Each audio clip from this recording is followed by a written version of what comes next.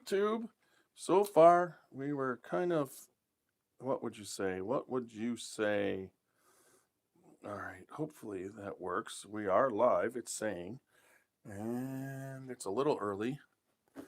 Probably can drop this down a little bit. Let's see if I can drop it down a little bit. It's like go down just a little. We'll see. I don't know. I know I'm close, but that's a lot. Let's move that back. It'll still be in there. That might have been the way to go. We got the spinning Yellowstone tonight, which I have no problem. I don't know why. Oh. Now I got to get everything, make sure. I got my new chair. It's very comfortable, but I got to make sure it's got wheels. And it doesn't like, it should. I should set the wheels to roll, but they don't like to roll, so there we go. I actually have this in because this was blocking it, but then that was all right. Let's see about that. Now, good to go there. Super Nash tonight, everybody is in the emergency room. He's a tachycardic. He was going to go in for a procedure, but prayers, everybody, for Super Nash. I don't think it's too serious, but it was enough. They are having a hard time getting his heart rate lower. You know, sometimes when you get it up, he's had a little bit of a virus, and shared this reel with me. Yeah, he's got a little bit of a virus, and you know sometimes that leads to it. I don't know exactly what it is, but I hope he figures it out. Now we're going to check out YouTube, then I'm going to do the sponsors aspect, but think about him, send good energy his way. His procedure was supposed to be Monday. Who knows if they're going to move it up or whatnot. His wife Sherry's been keeping me updated. They might have to admit him. They were trying to get it down, but it was hard to get it down. It was up all the way at, his heart was just racing. So he was aware of the issue, and we'll see what happens. All right, so we are going to go Scotchy Bourbon boys. Yep, we are live. I'm going to hit that right there. All right, we got one person already on, which is nice. And I have to basically Scotchy Bourbon boys. Yep, sound is happening. Now I gotta move over just a little because that's not working. All right, so I think moving over helps out. I did. Not too much. I got everything going. Yeah. Yep, that's working for YouTube. All right, let me do the YouTube intro real quick for everybody. Welcome, everybody. Make sure that you tell us what you're sipping on and where you're from. Check out and become a member. Get member-only content. Also, leave a super chat. We will read it online. Cheers.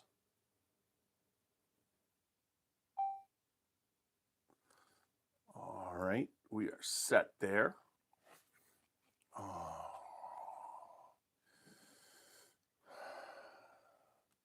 I don't even have that shoulder. I'm going to move that back real quick. Welcome, everybody, on YouTube tonight. We are doing the Yellowstone recollection. I just want to move it back just a little bit. Let's see what happens when I do that. Maybe get a little bit more in there.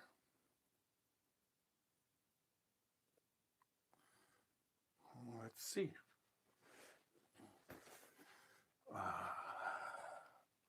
I'm hoping that worked. Mm-hmm.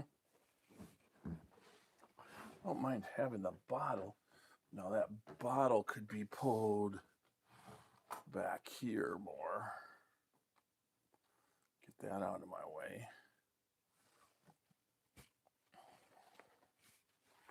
Let's get the shirt on right. I don't like that wrinkle in that shirt. We got the microphone. Let's get that flat over.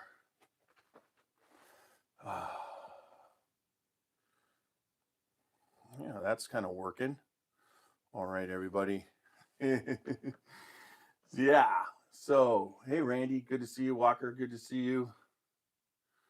All right, we're ready to go. Microphone's working. Let's do the promo for. We'll start off.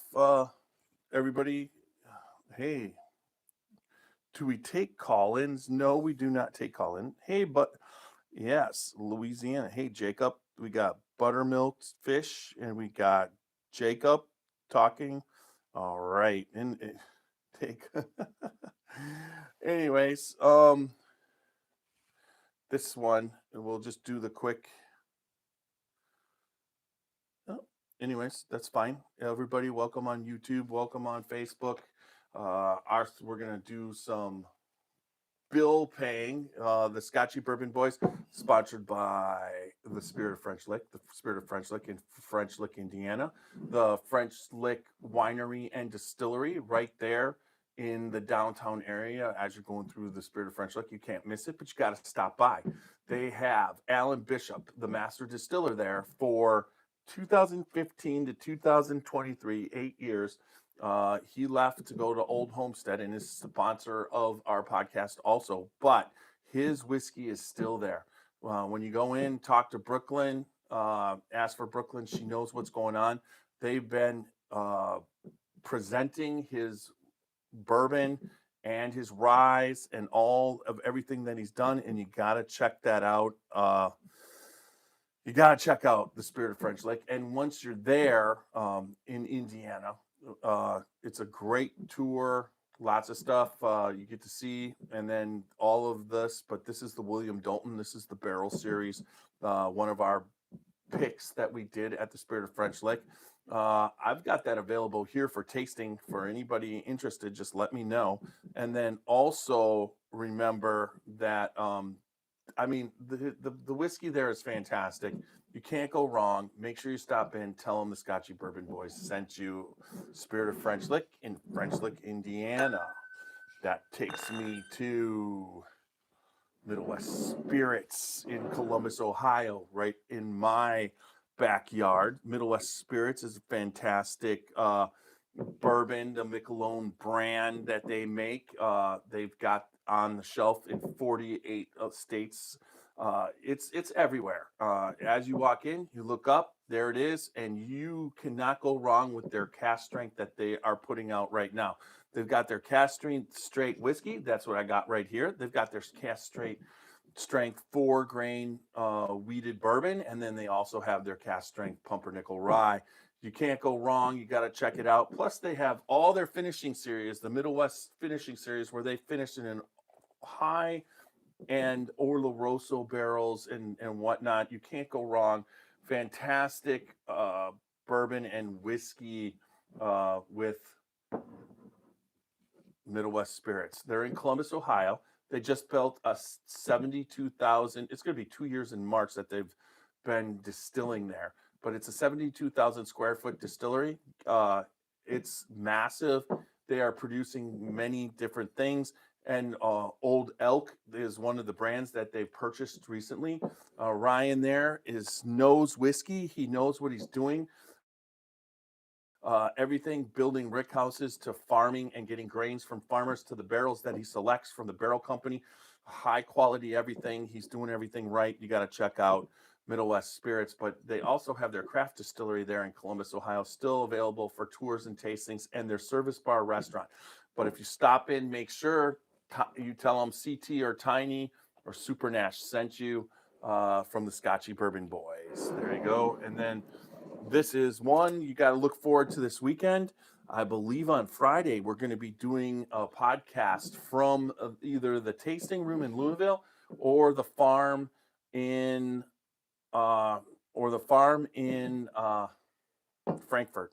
You got to check out Whiskey Thief Distilling Company.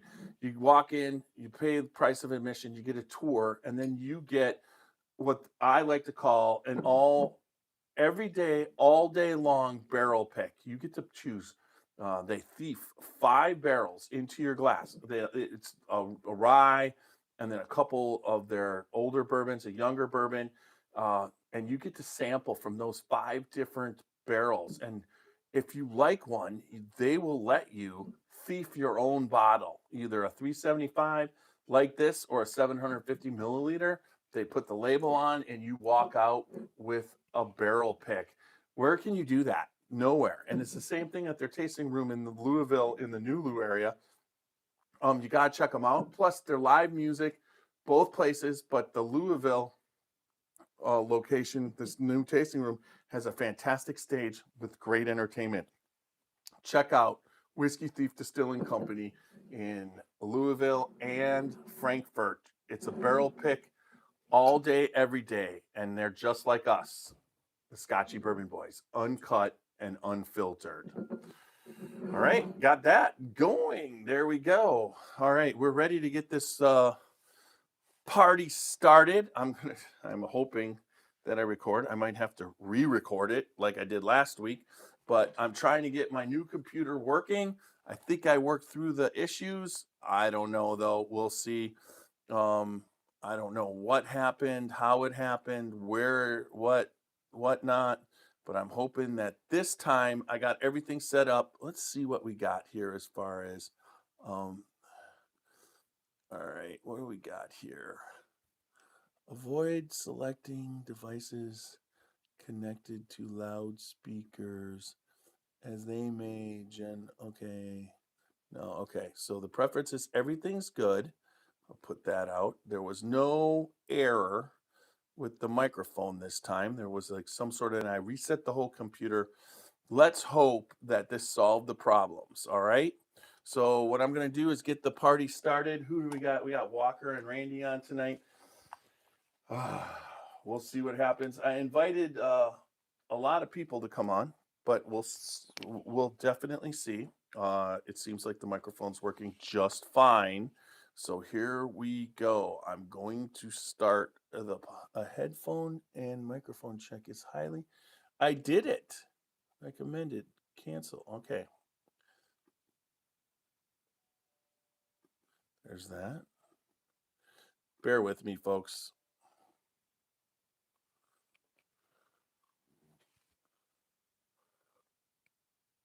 We need grain to keep our meals healthy.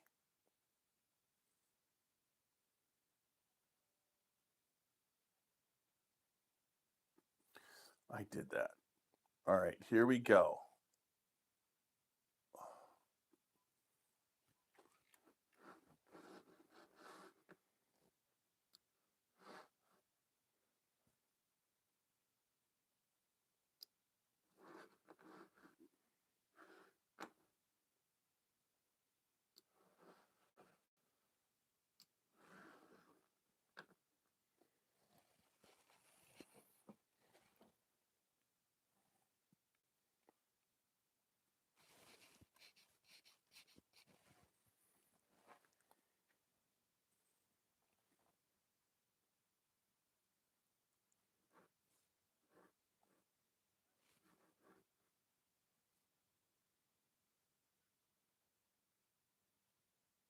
Let's get started.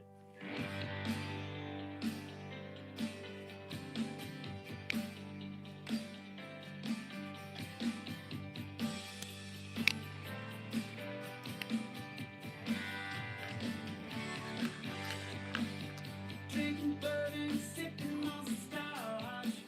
We get a little wild, but it's sure fun to watch. We puff what we do with drinking every brew. And we talk some shit, but we're telling the truth. Yeah, we're the Scotchy Bourbon Boys, raising hell and making some noise. Yeah, we're the Scotchy Bourbon Boys.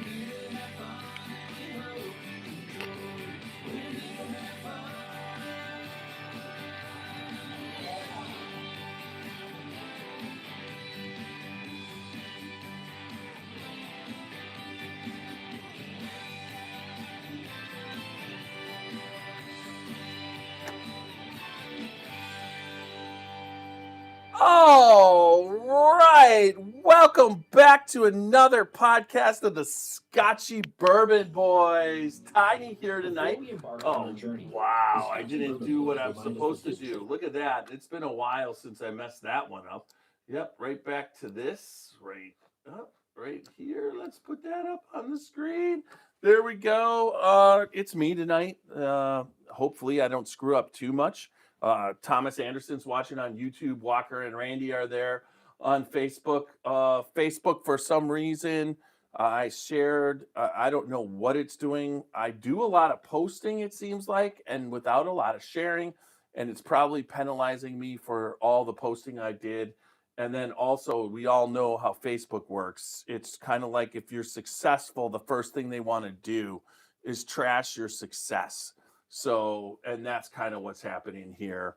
I had a couple posts just kind of go viral over the weekend, and I could tell all of a sudden anything else I post has been cut down or whatnot.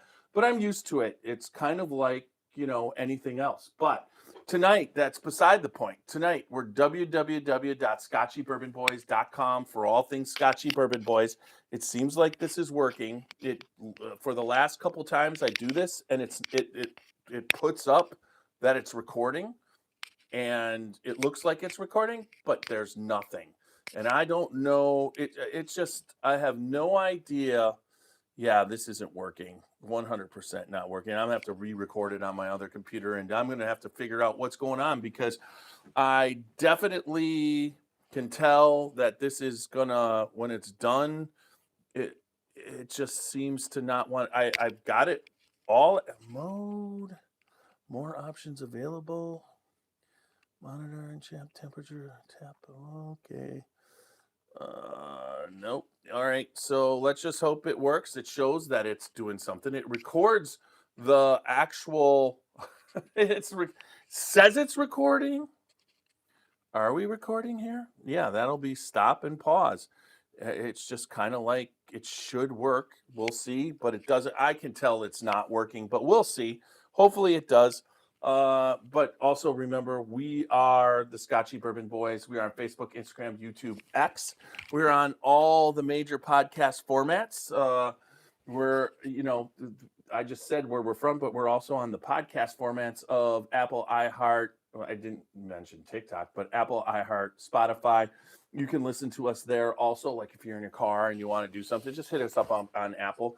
But remember, whether you listen to us or like us, go to these formats that you listen on and give us a 5-star review. If you have not given us, hey John, if you have not given us a 5-star review and on Apple and written something, I challenge you to do that. Plus, become a member on YouTube. I just hit my first 5 members on YouTube. There's different levels, but being a member on YouTube, it just kind of supports the podcast. That's what we like. And then also the super chats on YouTube. I'm watching YouTube. I like super chats. Anybody out there on YouTube that's watching, hit up those super chats for us and see what happens. It's kind of like I've been trying so hard to try and get this thing to go. As far as take the ropes off or whatever, and we're close. But I did want to say that we went from the number 3 podcast in whiskey podcast in the world to number 2. We're at number 2 now. One of the things they don't count on is where I normally post from or share from is my Jeffrey Mueller Facebook page, and when I share to the groups from there, that doesn't count. We have 51,000 followers. They're only pulling off the group and the actually Scotchy Bourbon Boys page. So I think if they actually had my page on there, we'd probably be pretty close to number 1, but that's beside the point. It doesn't matter. Tonight, we are doing the Yellowstone. What? Oh, wow. That wasn't good. I did not like hearing that on the brand new chair just decided to do something crazy on there. Oh, I hope I don't start sinking down, but here we go. Oh, it just engaged off there on there. But this bottle right here, and I've got the spinner going. I like that. It's kind of like it's the Recollection series, and this is this we picked this up. It was just being released in October at the Bourbon on the Banks, and uh, we had this. We were able to go to the Yellowstone and purchase this bottle. And one of the cool things about the bottle is that the Yellowstone bottle is set up like the classic Yellowstone, that old bottle that they have in their uh, distillery at Limestone Branch. And that distillery at Limestone Branch, uh, if you look, this beautiful is hand painted, and they took the hand painted label and created it onto now this is a clear label that they put on here, but very similar. And this bottle right here, what's really cool about it is this bottle used to be used, and it's got this is the cork's fantastic. I mean, it's just all cork, and it's got the yellow, but it used to be used by bars. It was hand painted by a famous artist, and they and they painted right on the bottle.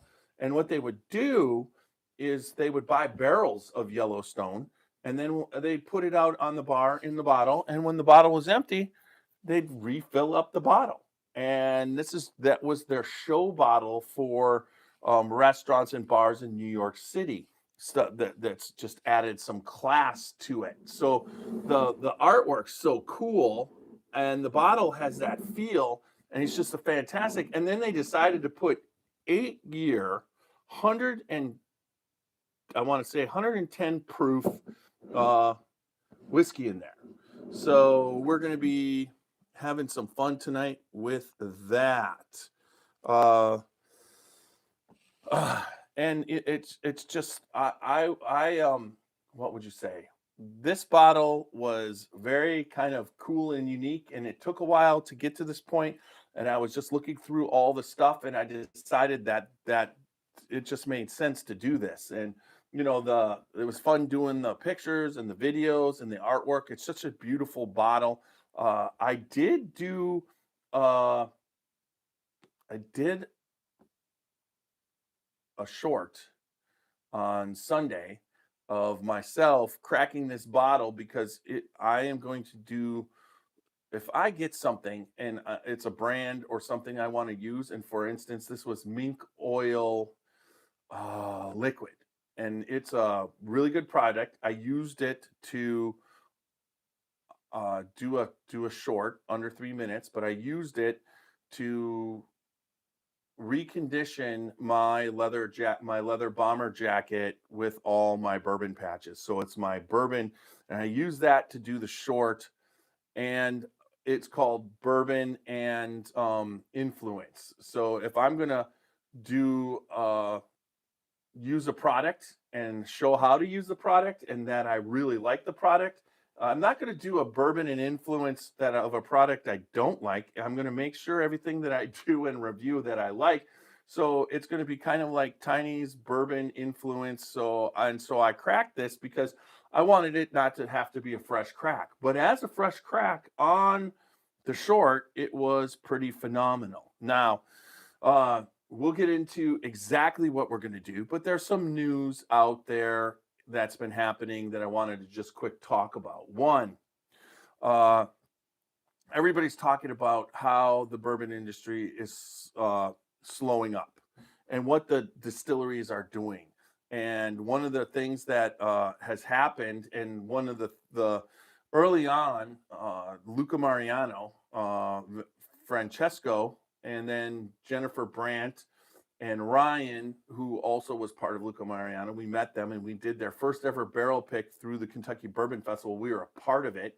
It was a lot of fun. We're out on there, out in the area in Danville, where they were going to build the distillery, and met the people and had a good run with the people.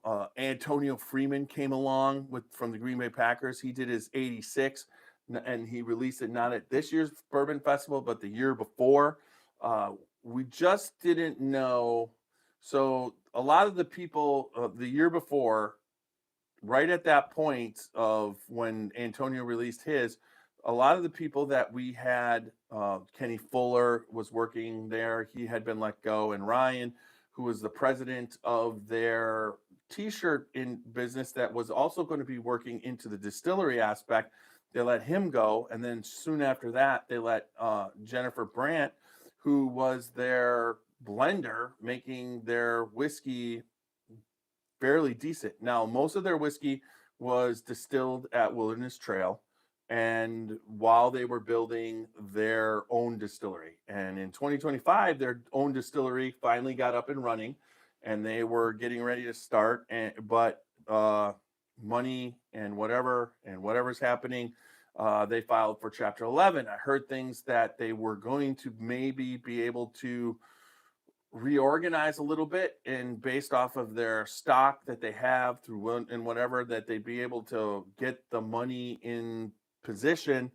But from what I'm reading, I don't know if, I think the brand is going to, hopefully someone's going to come in and buy it without disassembling it and whatever, because they got a brand new distillery that's ready to go. Plus they've got bourbon in their rick house, so they got a decent amount of that. So let's hope that that brand can keep existing. So that's one of the news about Luca Mariano. I'm hoping and pulling that somehow.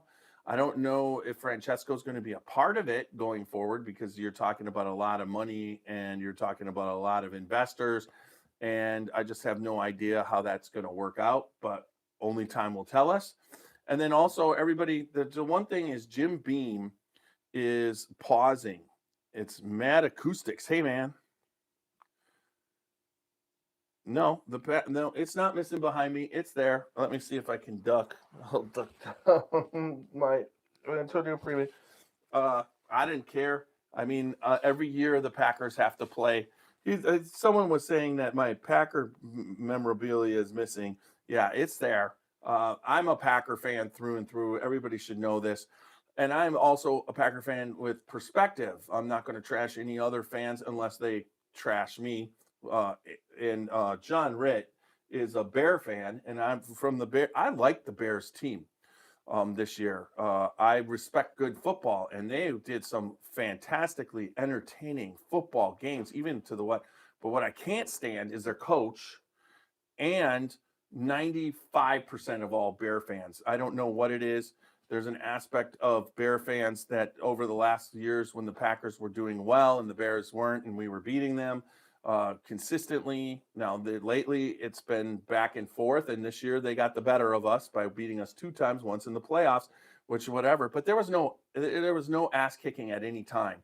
But yet, all the Bear fans just tell you that you don't have teeth because you cheer for the Packers, and you basically whatnot. And I just wanted to say that I have it in, from a Packer fan standpoint. I understand there's only been 60 Super Bowls. This is Super Bowl 60. I mean, I don't know what to tell you. If there's 60 Super Bowls, there's only been, and then whatever, and there's 32 teams. That if you win 2 in those 60, and we've won 4, you're doing all right. I mean, it's just that simple. It's every year everybody wants to win it, and there can only be one winner. And it's like the Bills are going to fire their coach because they're not. I mean, give me a break. I don't know how half the stuff that goes down is the coach's fault. I mean, he didn't make Josh Allen be careless with the ball and throw interceptions. I mean, that's not a coaching thing.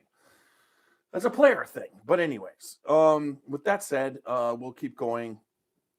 I got to remember where I was. I was going to the Jim Beam Distillery there in, I mean, honestly, the Jim Beam Distillery, what can I say?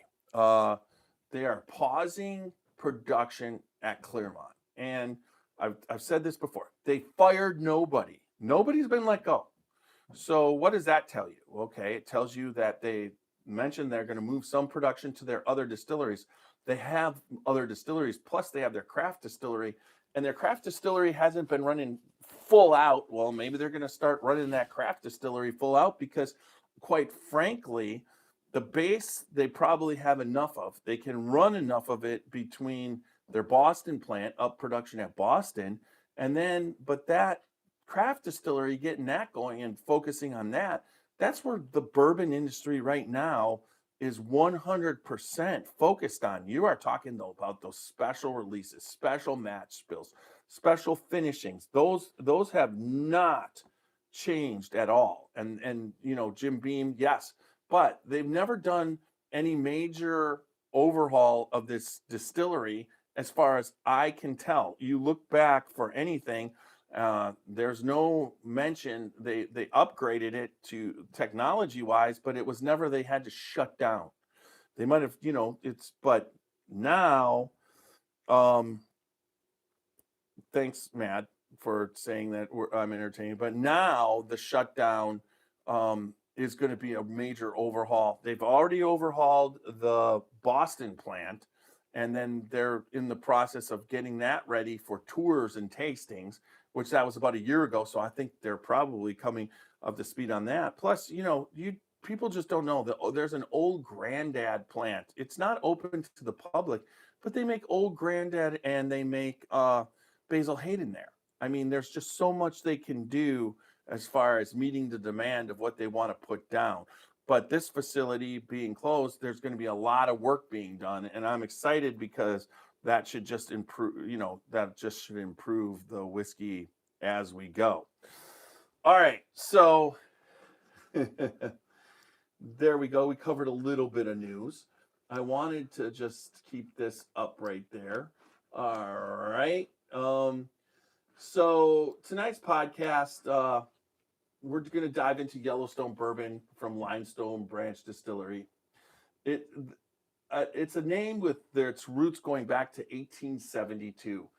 We have had Stephen Fonte on many times. We've had Stephen Beam on 3 times. I mean, they're fantastic stewards and ambassadors of the brand, and Stephen has just done some great thing. So the feature pour tonight is our Yellowstone Recollection series, honoring the classics with bold proof and old school bourbon character.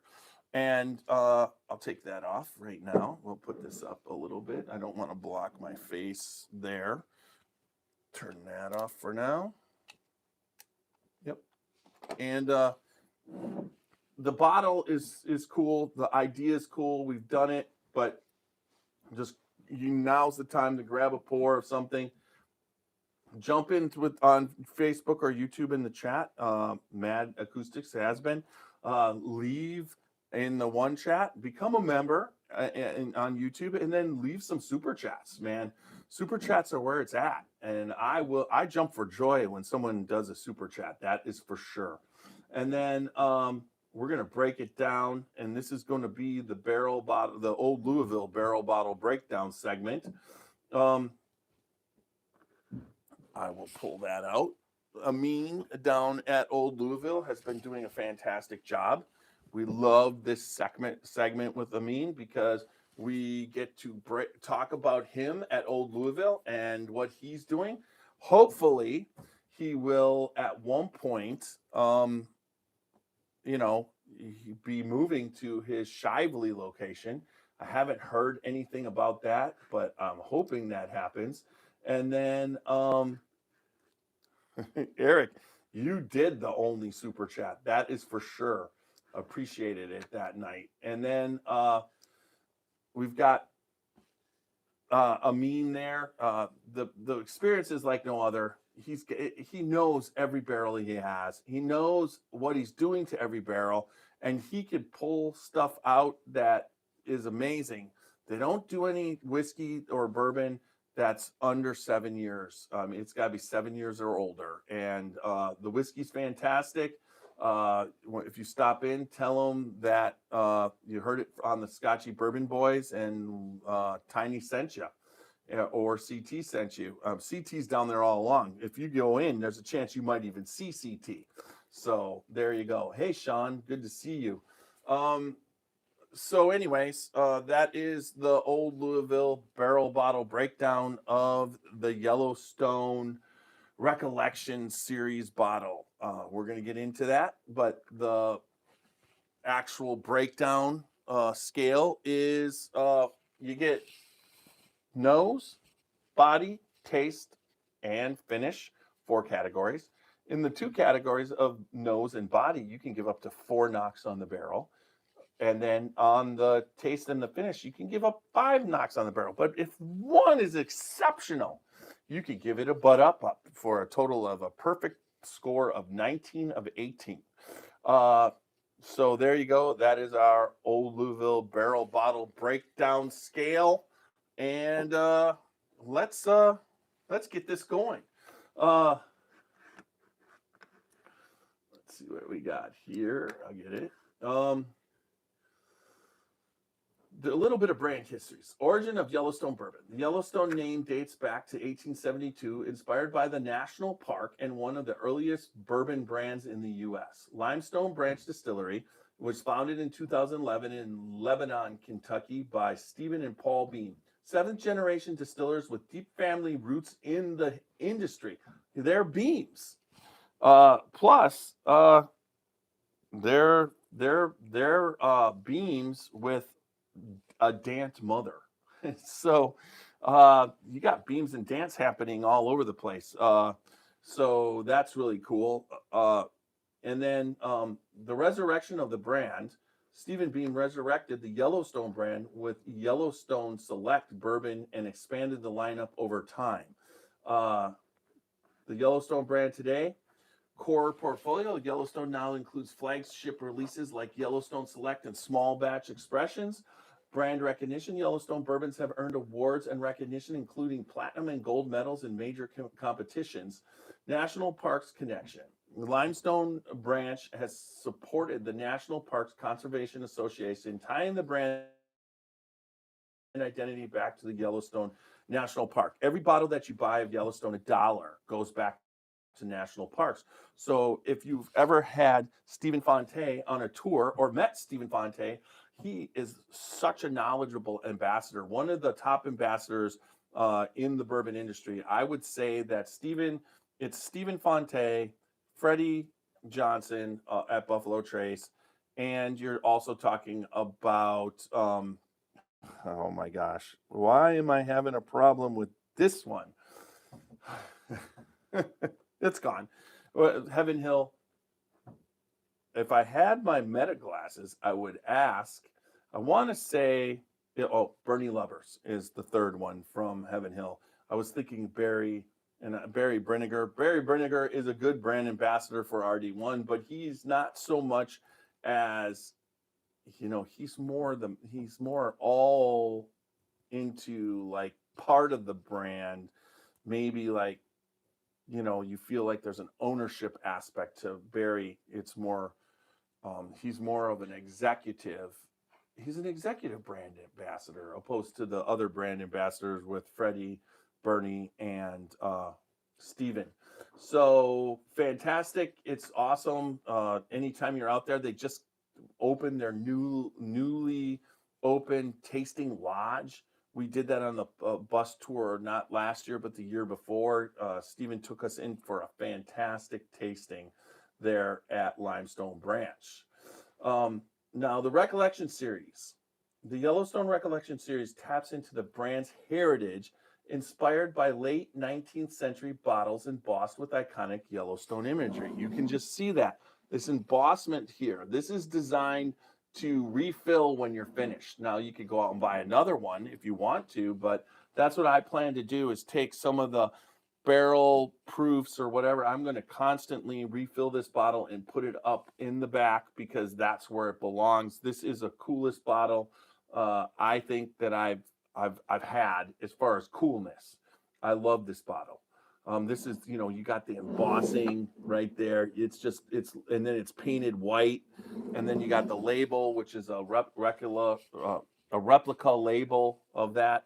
So it's bottled at 110 proof, 55 ABV, and typically aged around 8 years. This one is 8 years. Recollection delivers classic Kentucky bourbon notes, vanilla, creme brulee, dark cherry, charred oak, caramel butterscotch, and spice. It's designed to evoke the look, feel, and flavor profile of the historic Yellowstone bottles, appealing to both collectors and drinkers who appreciate classic bourbon with depth. I would agree with that 100%. We're going to find out about the liquid inside, but the actual bottle and everything, even the back of the bottle with the explanation, just cool. It's got Stephen Beam's signature in it, and it's just like a cool thing. It's if you had him sign it, you would this one you'd put up on your shelf and leave it alone. All right, Yellowstone comes out with limited edition releases. Annual limited series since 2015, Yellowstone has released a limited edition bourbon annually. Unique collectible expressions highlighting experimentation. It's the coolest thing. The 2024 release was 7 and 17-year bourbons finished in French brandy and cognac casks, adding complexity and nuance. And then this year's the 2025 I've had because with courtesy of Walker. I have that here. It's the Limestone Branch team with Ross and Squibb Distillery to produce a 10-year anniversary blend of 3 mash bills sourced from both Kentucky and Indiana. A first for the series, bottled at 105 proof, this commemorative expression celebrates a decade of the annual series. So what that 10-year is, what's unique is at one point, so initially Limestone Branch was there. Then it was purchased by Luxco and was part of the Luxco brand. When it was part of the Luxco brand, the reason why Stephen Beam, I believe, wanted to do that is because he wanted to start producing Yellowstone. To produce Yellowstone, he needed to have a distillery that would put Yellowstone on every shelf in America, and he couldn't do that from Limestone Branch, doing at the time 1 barrel of bourbon a day. So when he partnered with Luxco, he was able to use their Louisville facility for producing the whiskey and started producing some fantastic whiskey there. Then as he went forward, Luxco was purchased by Ross and Squibb, which is MGP.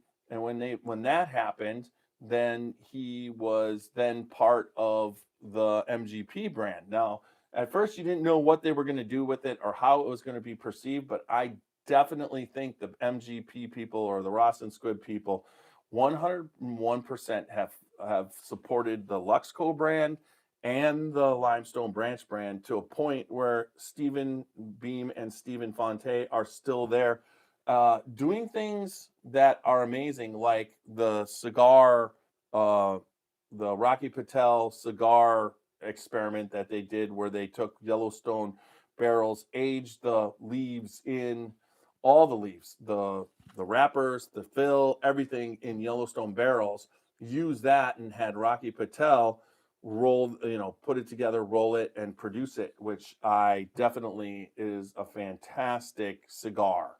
So they do all different types of things. And the duo of Stephen Beam and Stephen Fonte is just amazing. So the Recollection series notes classic bourbon aromas and flavors.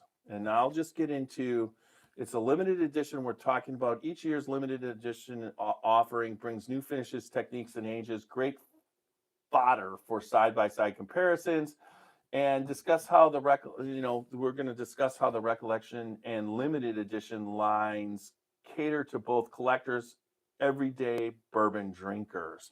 So that gets us into what we're about to do here. So we got the Yellowstone right here. I've got my Scotchy Bourbon Boy Glencairn. You can check out www.scotchybourbonboys for t-shirts and Glencairns plus bourbon balls. Check it out. Let them know that that's there. Mad Acoustic says that's a sweet looking bottle.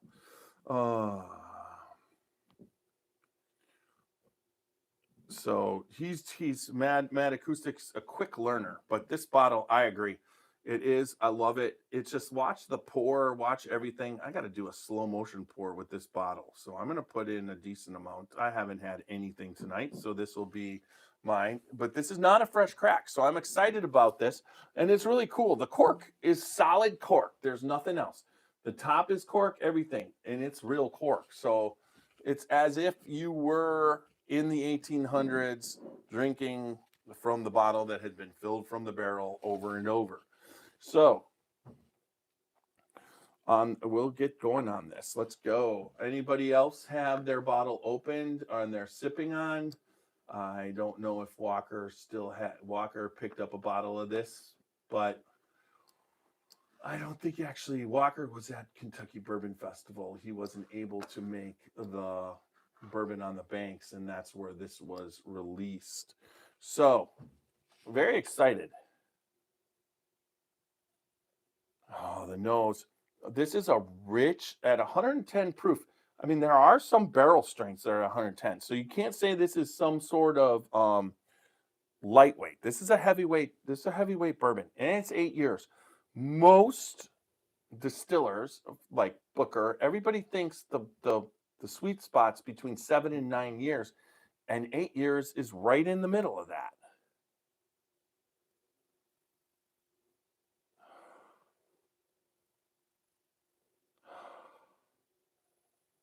Yeah, the nose is that classic nose. There's some cherry and vanilla, but it also has the kind of nose that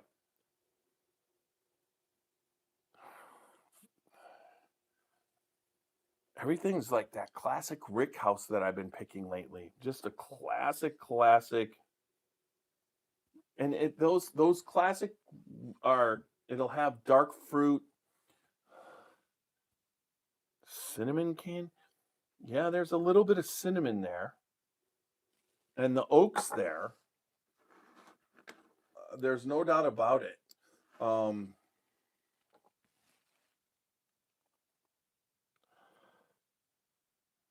It's a very, very, very delicious smelling bourbon. I will give this 3 out of 4 on the nose. Gave it a 3 out of 4. As far as, I don't know, did I overfill it? No, I did not. But I almost spilled it. But as far as the viscosity, did we spill? No. You're looking at it in the box. It sticks hard and stays right there. Let's see when we're going to start to get some. Oop, there it is. There it's starting right up there.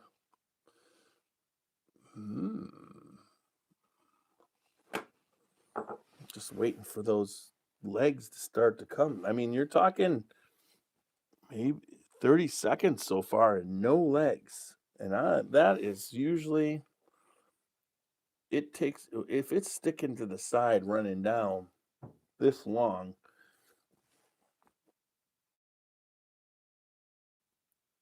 at the top, it's trying to get like drip down from the top. It's not actually, oh, wow, that is some long, thick, it's rare that I see it drip down from the top.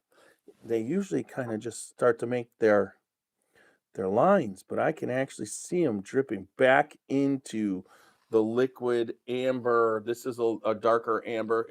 You can tell it's an 8 year. I mean, it's not light like a 6 or 7 year, so that's kind of cool.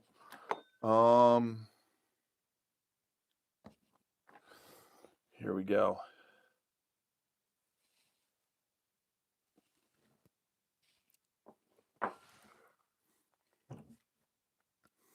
So the way to all I can say is it's a dark fruit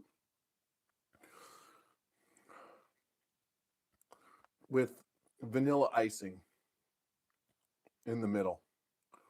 Oh, it tastes like what do you call that? Stollen. It's Stollen. You got those dark cherries. You got the frosting. It reminds me of Stollen. And then sometimes those candy cherries have that what would you say, that kind of boozy taste to them. And that's what this has.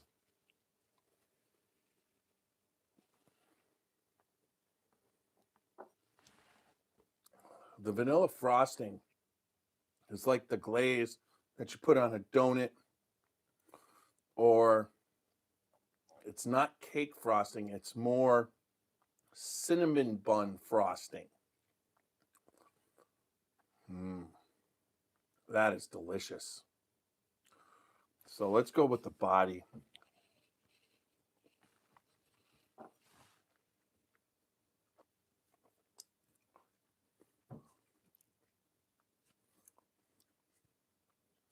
When I do that, the chew, the cinnamon, a cinnamon comes out.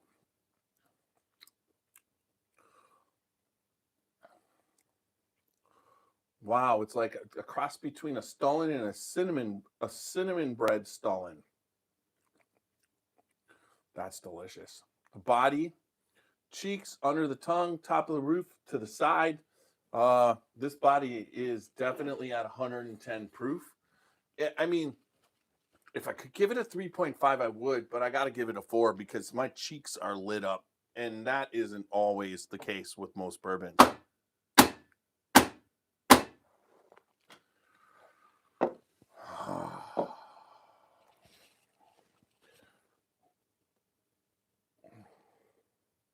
So that brings us to the taste.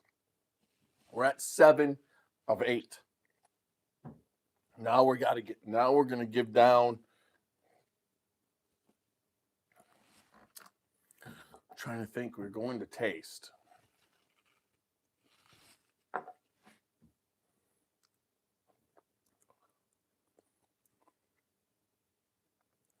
This is delicious. But what I'll say is that I'm a caramel guy, and this is more cinnamon, vanilla, frosting, dark fruits, cherries kind of thing.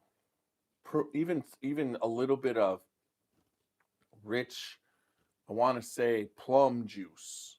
I mean, there's plum, it is fantastic because everything in it is mature. If for this type of a bourbon, this is, in my opinion, it's perfection for this type of bourbon. But for a bourbon, a whiskey of what I like, and this is just what I like. If you like the dark fruits and you like that little bit of cinnamon heat, this delivers. And for me, I would give this based off of, I give it a 4 out of 5.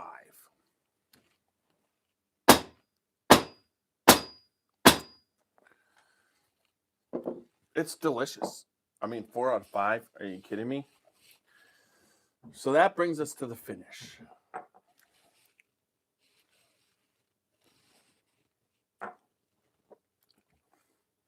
What is the finish? Cinnamon. Maybe a little apple. Maybe. There's a twang. No, it's like a boozy cherry, not apple. But a tart boozy cherry, like one of those cherries in a cherry pie, not the reddish cherries or the Luxardo cherries in that cherry sauce, or a dark cherry. It's those red cherries in a cherry pie.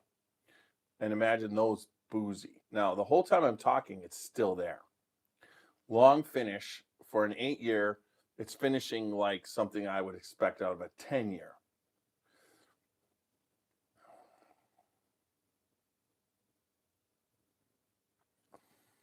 Hmm.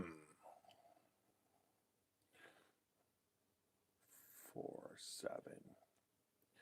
And then we're talking about 4, which puts us at 11. And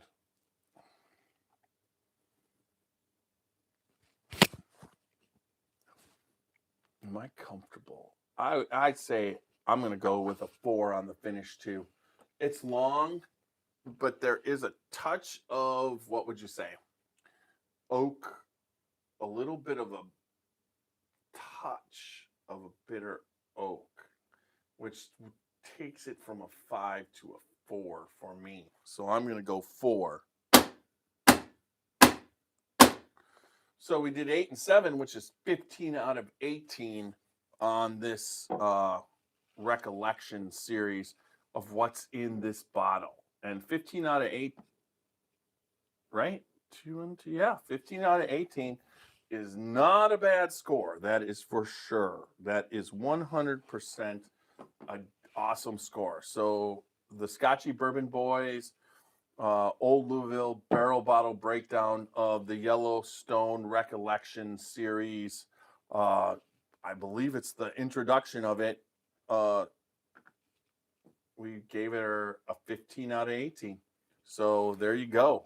If you see this bottle, not only can you keep it after it's done and refill it and use it on your shelves, but some mighty fine, good whiskey in there. It's like Stephen Beam and Stephen Fonte. You should be proud of what you put in this bottle. You put a liquid in this bottle that the bottle demands. So there you go. 15 out of 18 on that. You know, I can put this up here now. Let's put this up there. Of course. There we go. Mad Acoustic says it sounds delicious. It is. It's worth it. 100%. So we'll put this here. Back. And we've got that there. So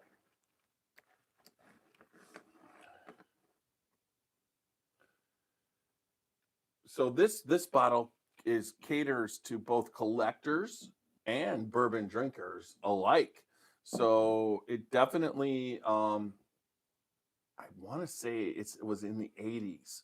So it's not the cheap bottle, but it's not one of the super expensive bottles either. So loved the bottle, loved everything about it, and there we go. So today's Yellowstone expressions may include source barrels and collaborations, not just in-house distillate, a common practice in modern bourbon. So the brand evolution, I mean, I don't know what just happened. Connecting. Oh, waiting for the lives to connect back up. I just lost. Okay, there we go. We were down for a second. We're back up now. I hope so. I didn't record. I should have recorded this, but I did not. Exit full screen. I don't know. I'm dropping the ball on some things. I mean, how hard is it just to hit record? Anyways, for whatever everybody missed for a second, I believe we're going again. Yes, we are.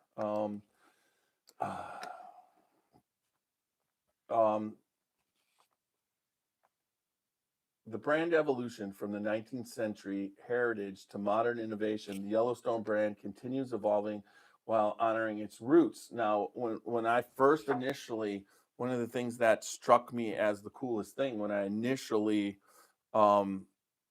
Stephen Beam initially, we did our initial podcast. It was 9:00 in the morning. He had minor case and he had just put up some newer stills. I mean, we've been there and podcasted with him a couple times. Fantastic guy. You can't get anything, but he talked about being the bourbon steward because of the fact that this brand is timeless, and he tried to bring it back and bring it back to where it was, because at one point this was one of the top selling brands in America, and it had died out and whatever. And you know what happens is that when it comes to bourbon and brands, the actual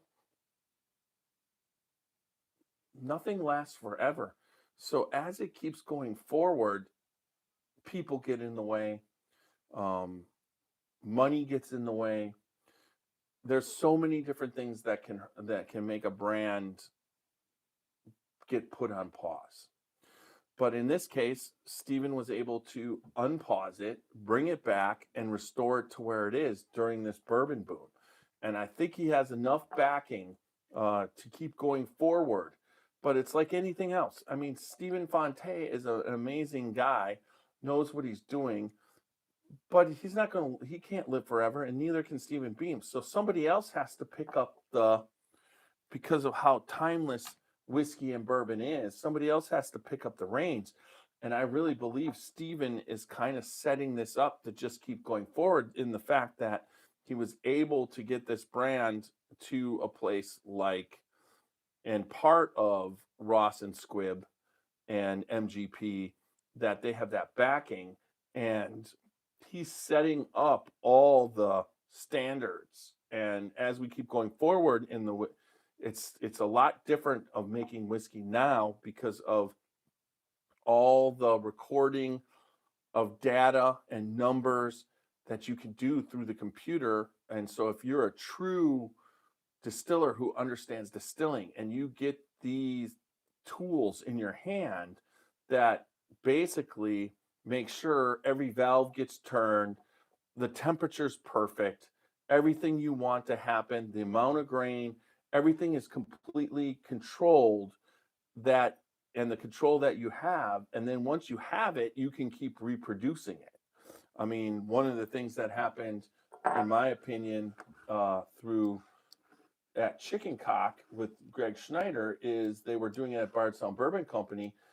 Now, I'm going to tell you, you can keep evolving a brand, and there's lots of tweaks that can be done to make great flavor taste that Greg Schneider understands to what to do and how to do it. And that's no longer part of what they're doing, but what he laid down and how to do it is still right there. So, let's see. I lost my, yeah, right there. Where did it go? Did it just, I can't believe it. All right, let's see what happens. All right. So,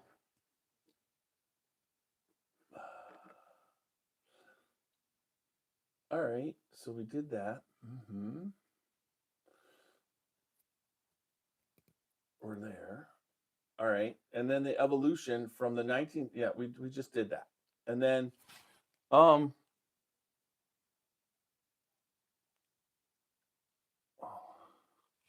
so I want to know, anybody out there that's listening, what is right now your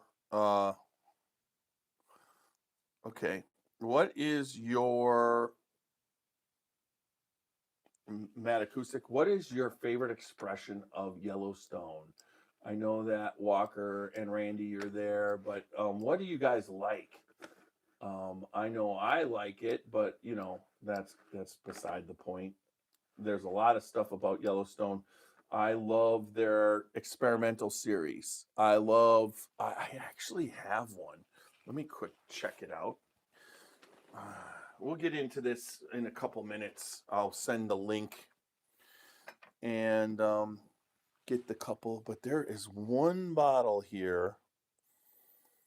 Oh, that's some good news about Knobs, that Knobs is going to be visiting me in the coming months. So that was kind of, we were talking, and he's like, when am I going to do that? And all of a sudden, you're going to be here a whole week, and that whole week should be a lot of fun.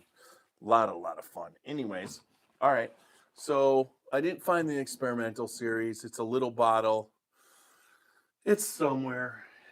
I have so much everywhere. I could give it a once over in here. Nope. Not seeing it. That's okay. Anyways, they also have their release. This is the tenure they were talking about. I might just pour a little bit of that. But anyways, that's we gave it a 15 out of 18. This Yellowstone, I highly recommend it for anybody there. I mean, there's a lot of good flavors in this, but also, you know, if this isn't, you drink this. Yeah, the rum cask. Matt Lysen says the rum cask was amazing. I have that signed by Stephen Fonte, and it is a pretty good one. And then the single barrel store picks and distillery picks. Yes, I have Yellowstone ones. I've got one from Liquor Barn that was fantastic. So there's a lot of stuff. And Walker says the single, and he said he picked up the pick from Stephen Beam and Stephen Fonte. Oh, we lost it again. We keep losing the video signal. That's the bottle that is his favorite. So you're okay. We keep. Why do we keep losing it? Waiting for the broadcast. My broadcast keeps going. All right. It's just quick. All right. Anyways, so let's just finish up, and then we'll get everybody on that wants to come on tonight, because I got to get this uploaded and make sure that I can re-record this, because I honestly think that it didn't record. But what we can do is remember, we're gonna start finish up. Everybody on YouTube and Facebook, you can keep watching, and people on, if you go to Facebook and you check out the Jeffrey Mueller my Facebook profile, you can come on and get the link, because I'm about to send the link after we finish this up. So I hope everybody enjoyed yourself tonight. I felt that I was on. I hope I wasn't doing too many ums and ahs, but overall, I think we gave this a little bit of a decent rating. If I when I tasted this on Sunday, I knew it was going to have it. It even just got a little bit better, having not being that fresh crack. Delicious, delicious bourbon. All right, everybody. I'm Tiny. We're the Scotchy Bourbon Boys. Remember, www.scotchybourbonboys.com for all things Scotchy Bourbon Boys. We didn't get a super chat, but I'm always looking for those super chats on YouTube. We're on Facebook, YouTube, Instagram, X, and TikTok. Make sure you check us out there, and then all on Apple, iHeart, and Spotify, but also everywhere else that you can listen. If there's a place you can listen, you probably find us. Just look up the Scotchy Bourbon Boys. Type it in on Google. Ask AI. Ask ChatGPT. ChatGPT will give you a really good, what would you say, review of the Scotchy Bourbon Boys. But make sure that no matter where you listen and what you like, that you basically become members, subscribe, join our Patreon. There's so many different things you can do to support us. We definitely need it. 5-star review on Apple. Love those. We're really getting our points up on Apple. We were at 4. Now we're at, I believe, 4.2, just with the other review of the other day. But I'd like it to get it to be a 4.8, 4.9. That would be great. And then remember, good bourbon equals good times and good friends. Drink responsibly. Don't drink and drive, and make sure that you live your life uncut and unfiltered. And here we go with my theme song.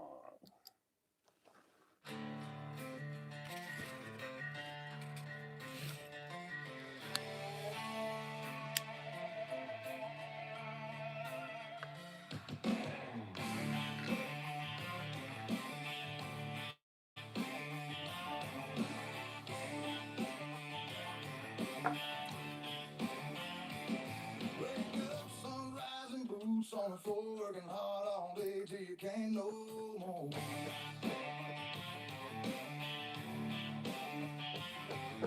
Life rolls on, but the choice is yours. How you play it out when you walk through that door.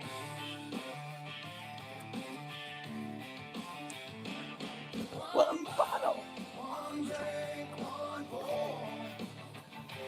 That's what the Scotchy Bourbon Boys got in store. Tuesdays, Thursdays, don't pull up a seat. We'll tap through the whiskey on the rocks and eat. Scotch or a good old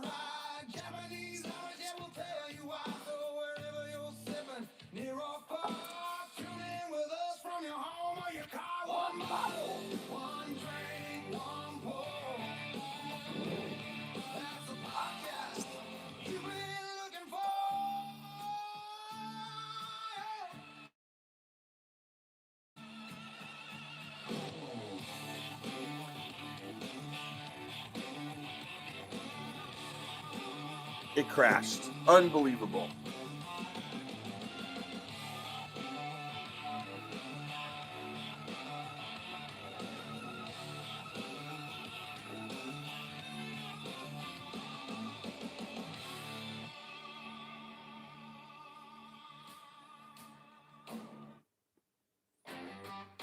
Of course, it's not there. All right.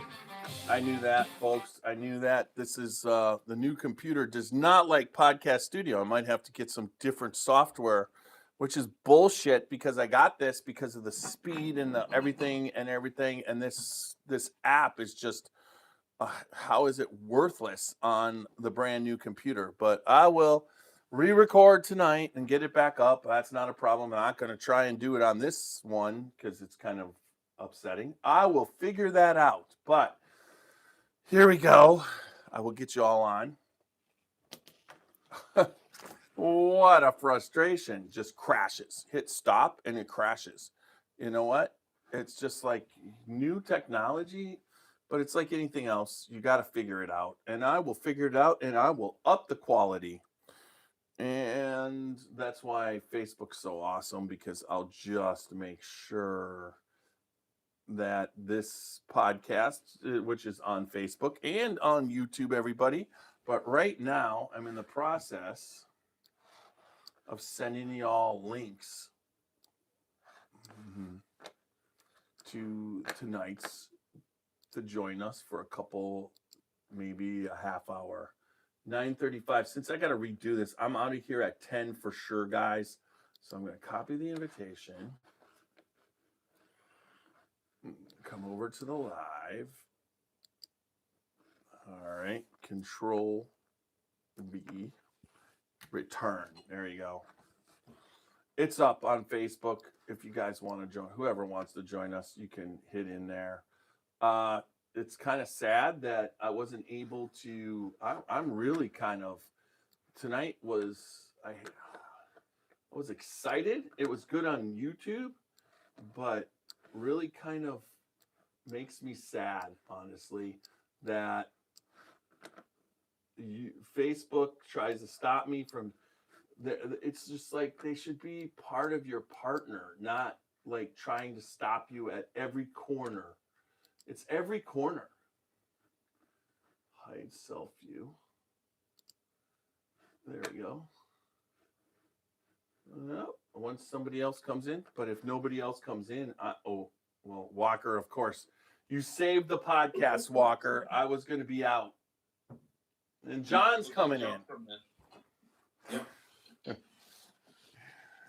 I wish Matt Acoustics. The other one I got is very similar. It's very similar to that 10-year bottle in terms of design. Yeah, it's the exact same design, except it's 7 years. Yes, exactly. So we'll have to compare. I'm going to save you some for sure. I've got this one. I got this one from Christy for doing the help auction. She's like, what do you want? And she had a bunch of bottles, and it was just like, I'll take that. That's the 2024. That's the 101 with the cognac, Kentucky straight whiskey, finished in, oh my God.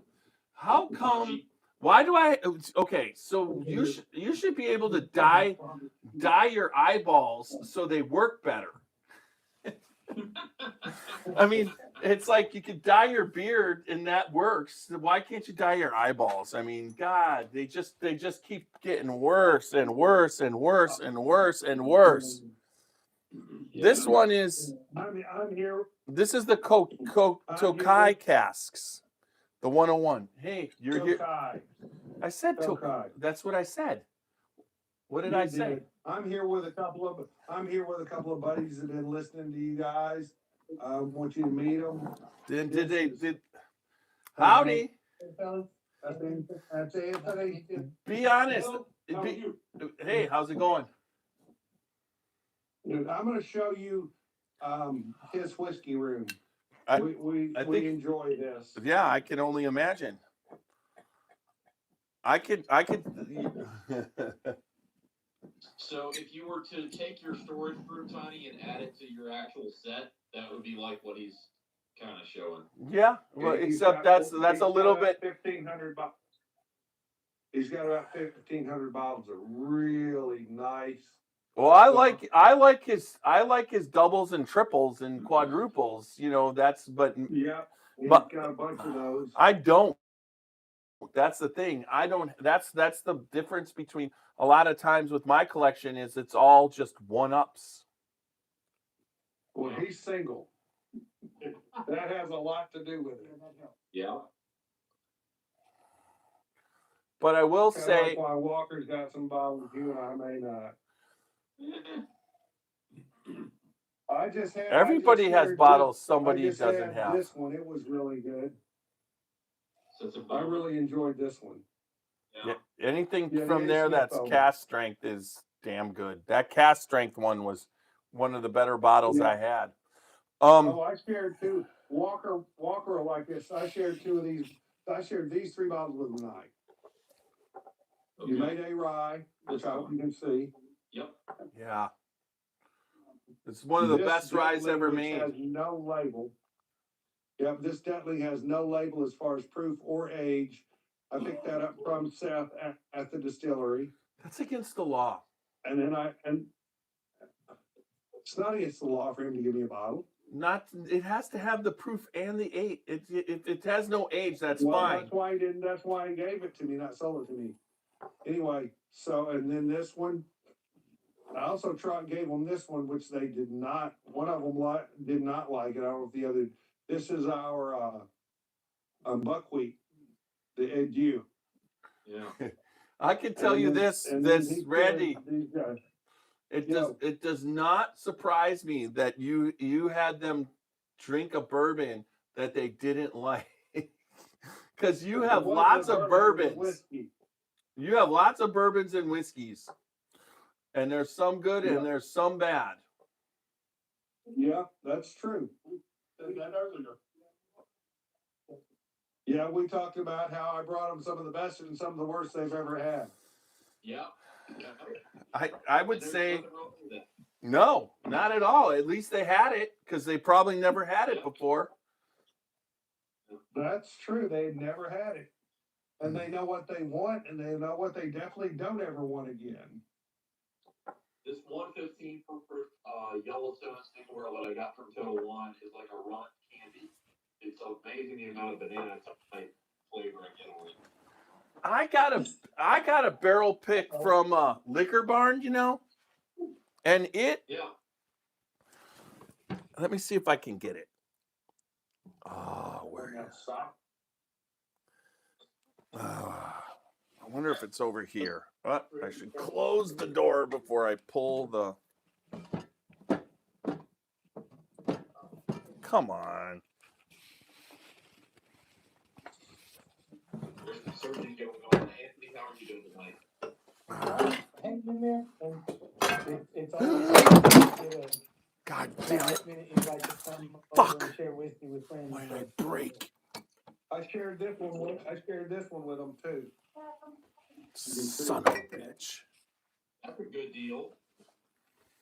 Yeah, they enjoyed it, I think. They both said yeah. I guess that's my name. That's something. Phenomenal. Rent, yeah, you can rent. Yeah, I agree, Anthony. That's phenomenal stuff. Yeah, that was actually Randy that said that. The other Randy. I'm sorry. I'm here with Yeah. Randy Hubbard. Yep, absolutely. And Anthony's getting ready to try it and see what he thinks. Yeah. John's got a Russell's there on his side table. Sorry, Walker, what? He's got a Russell's there with him. Who does? John. Oh, okay, I don't see John. Is John on here? Yep. So if you flip your John, I can't see you. speak. I know you're not Oliver, but speak. There we go. I'm still not. Yeah, I don't see you. I see you now. My face is in front. Now I see you. And Cleveland on the Rocks is here, and Tiny's here. Yep.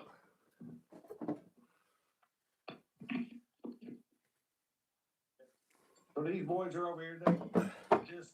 We get together probably once a week, don't we, about guys? Yeah, it's fair. That's And I good. brought a couple hundred bottles over here, 100 bottles or something, so that I didn't feel like I wasn't contributing. I can't touch his stuff, but every now and then I bring something worth trying. Yeah. I just talked to another friend. I took a bunch of more roses and some Angel's Envy. He said, I really like the Angel's Envy. I got the trust and stuff I've never had before. He said, that's exactly the point. Well, So when I knew if anybody goes by the Burnt Church Distillery, you know, in South Carolina, pick me up on Anita's Choice because I just trashed that bottle.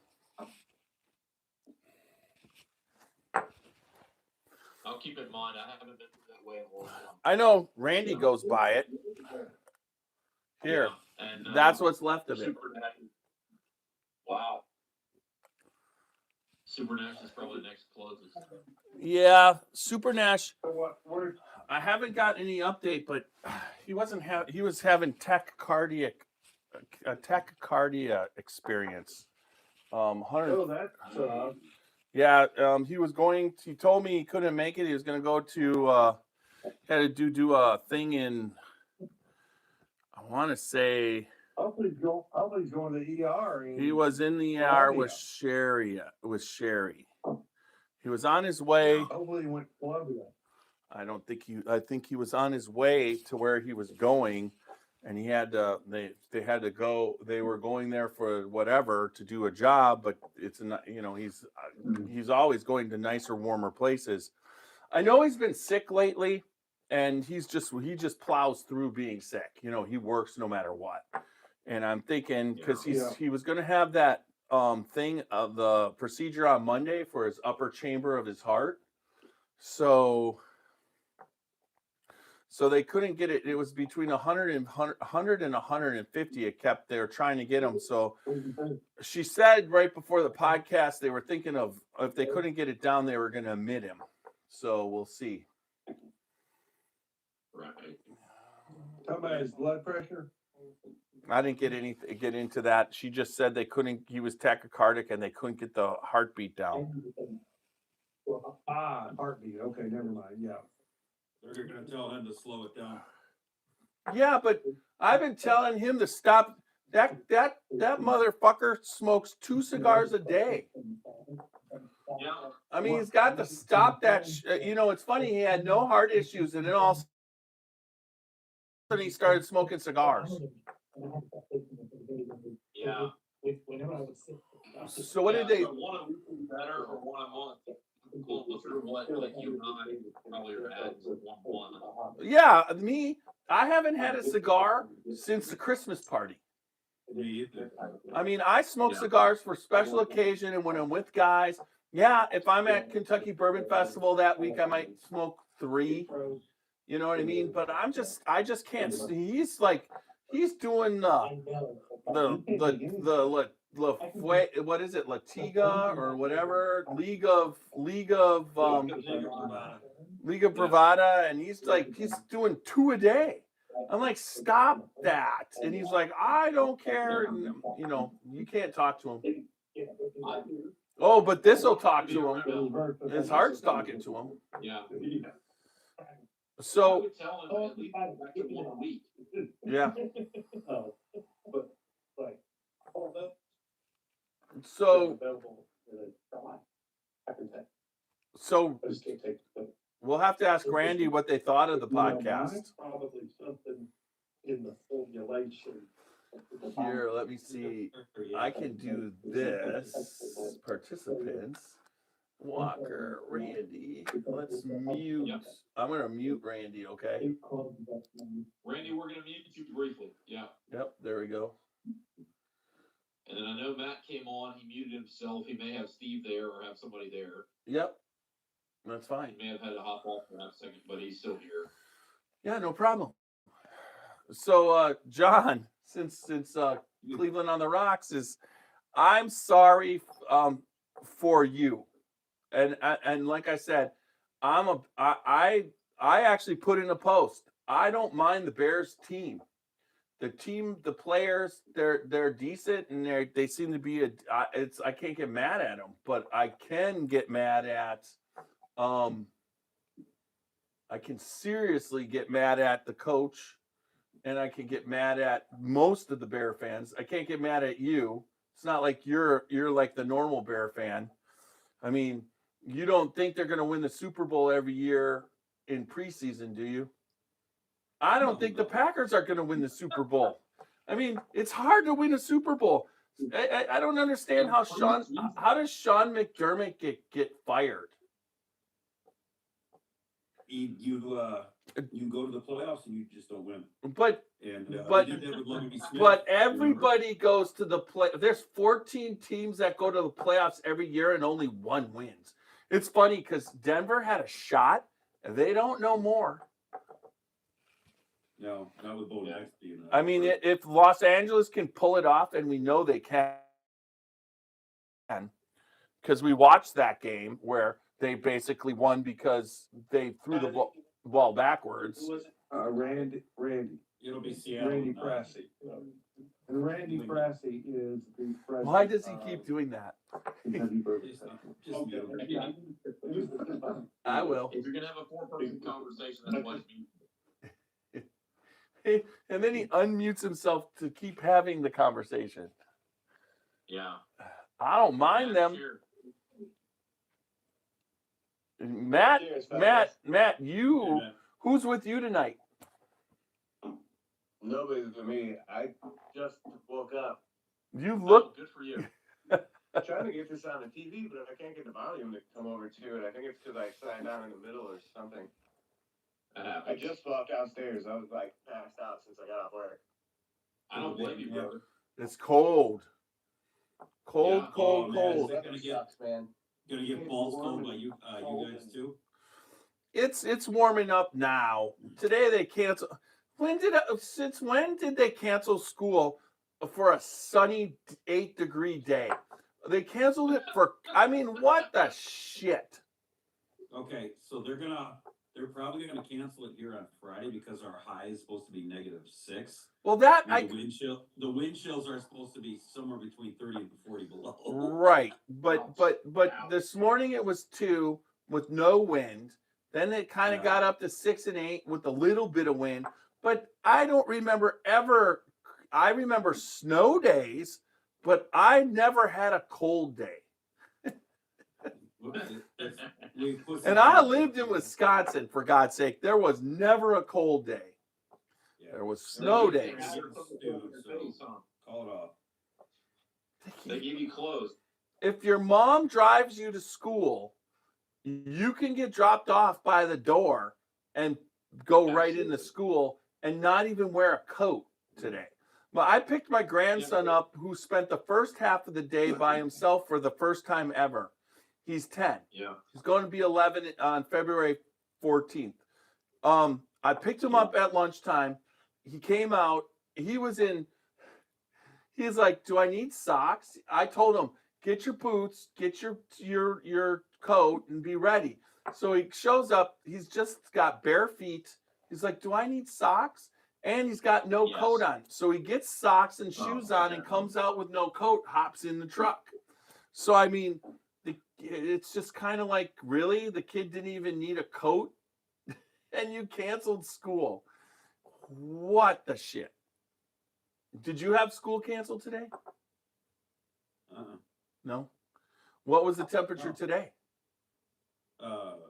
Actually, we had an institute, but we wouldn't have canceled it anyway. It was in the teens. So. Okay.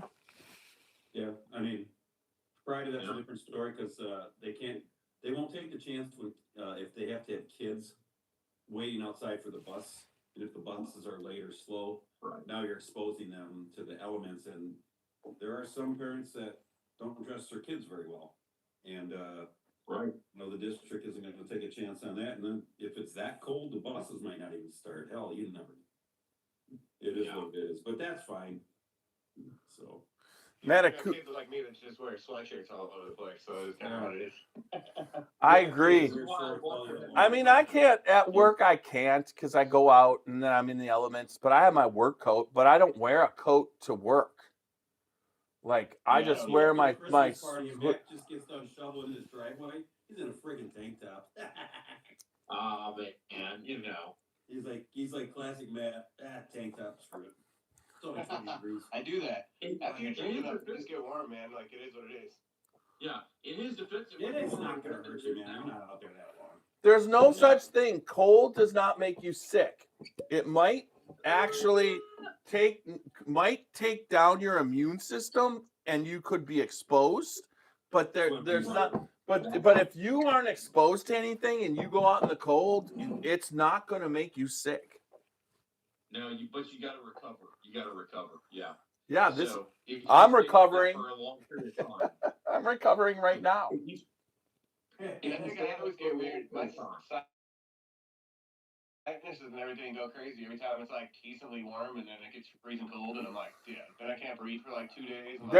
There's this spray that I've been using.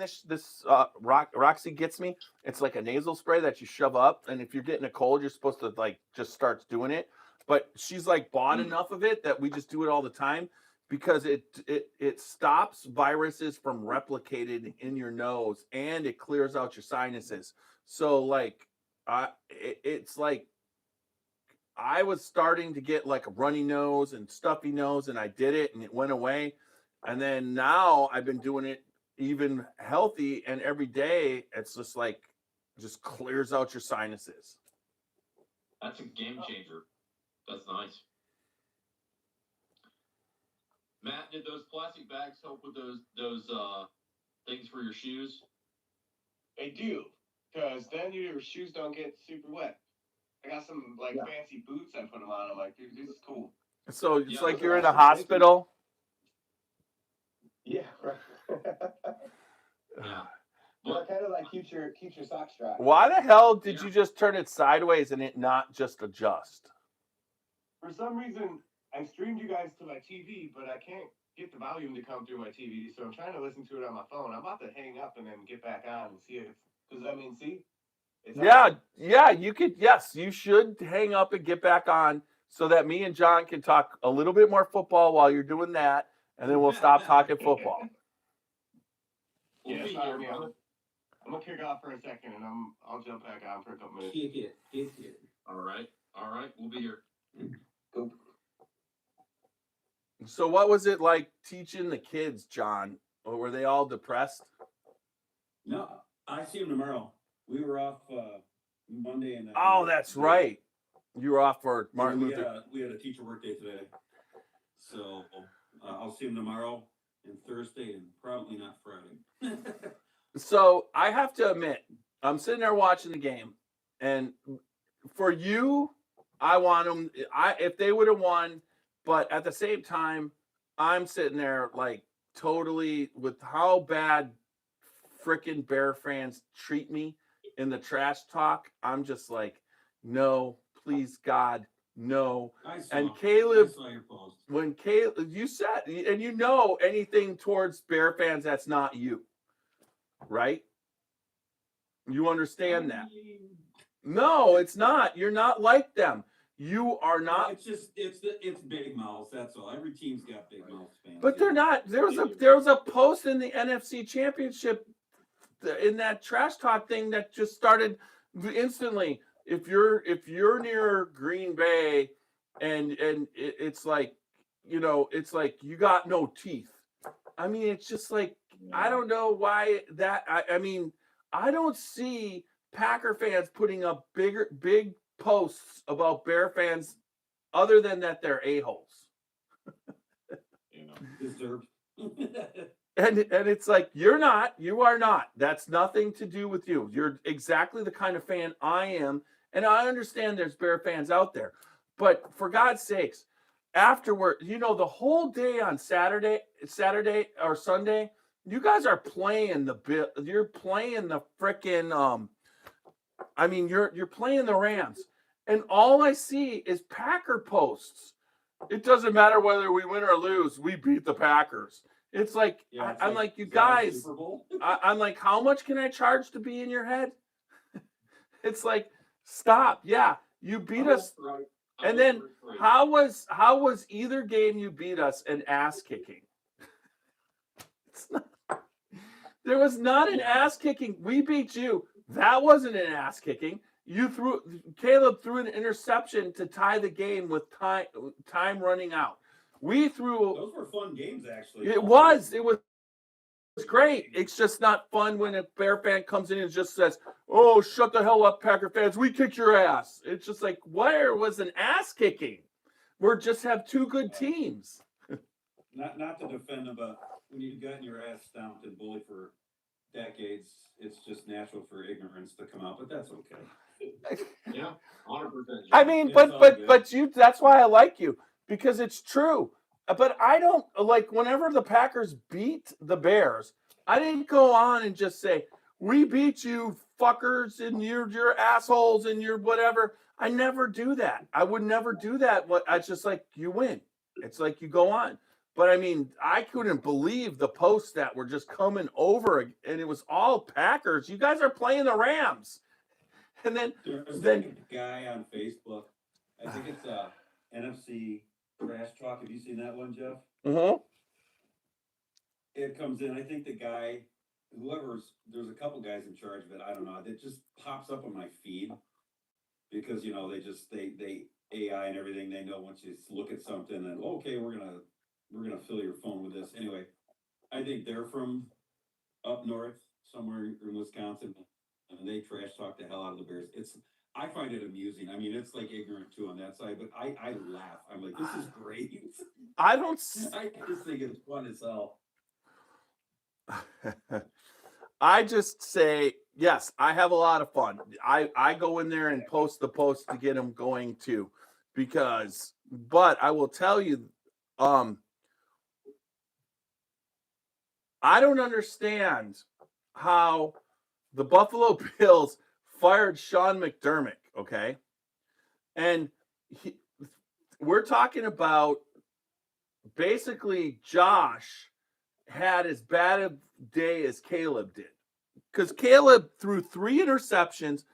It's funny because everybody tries, you see Caleb and you see everybody like he's the greatest or whatever as far as Bear fans. But at the same time, what happened wasn't great for Caleb. He threw 3 interceptions in that game.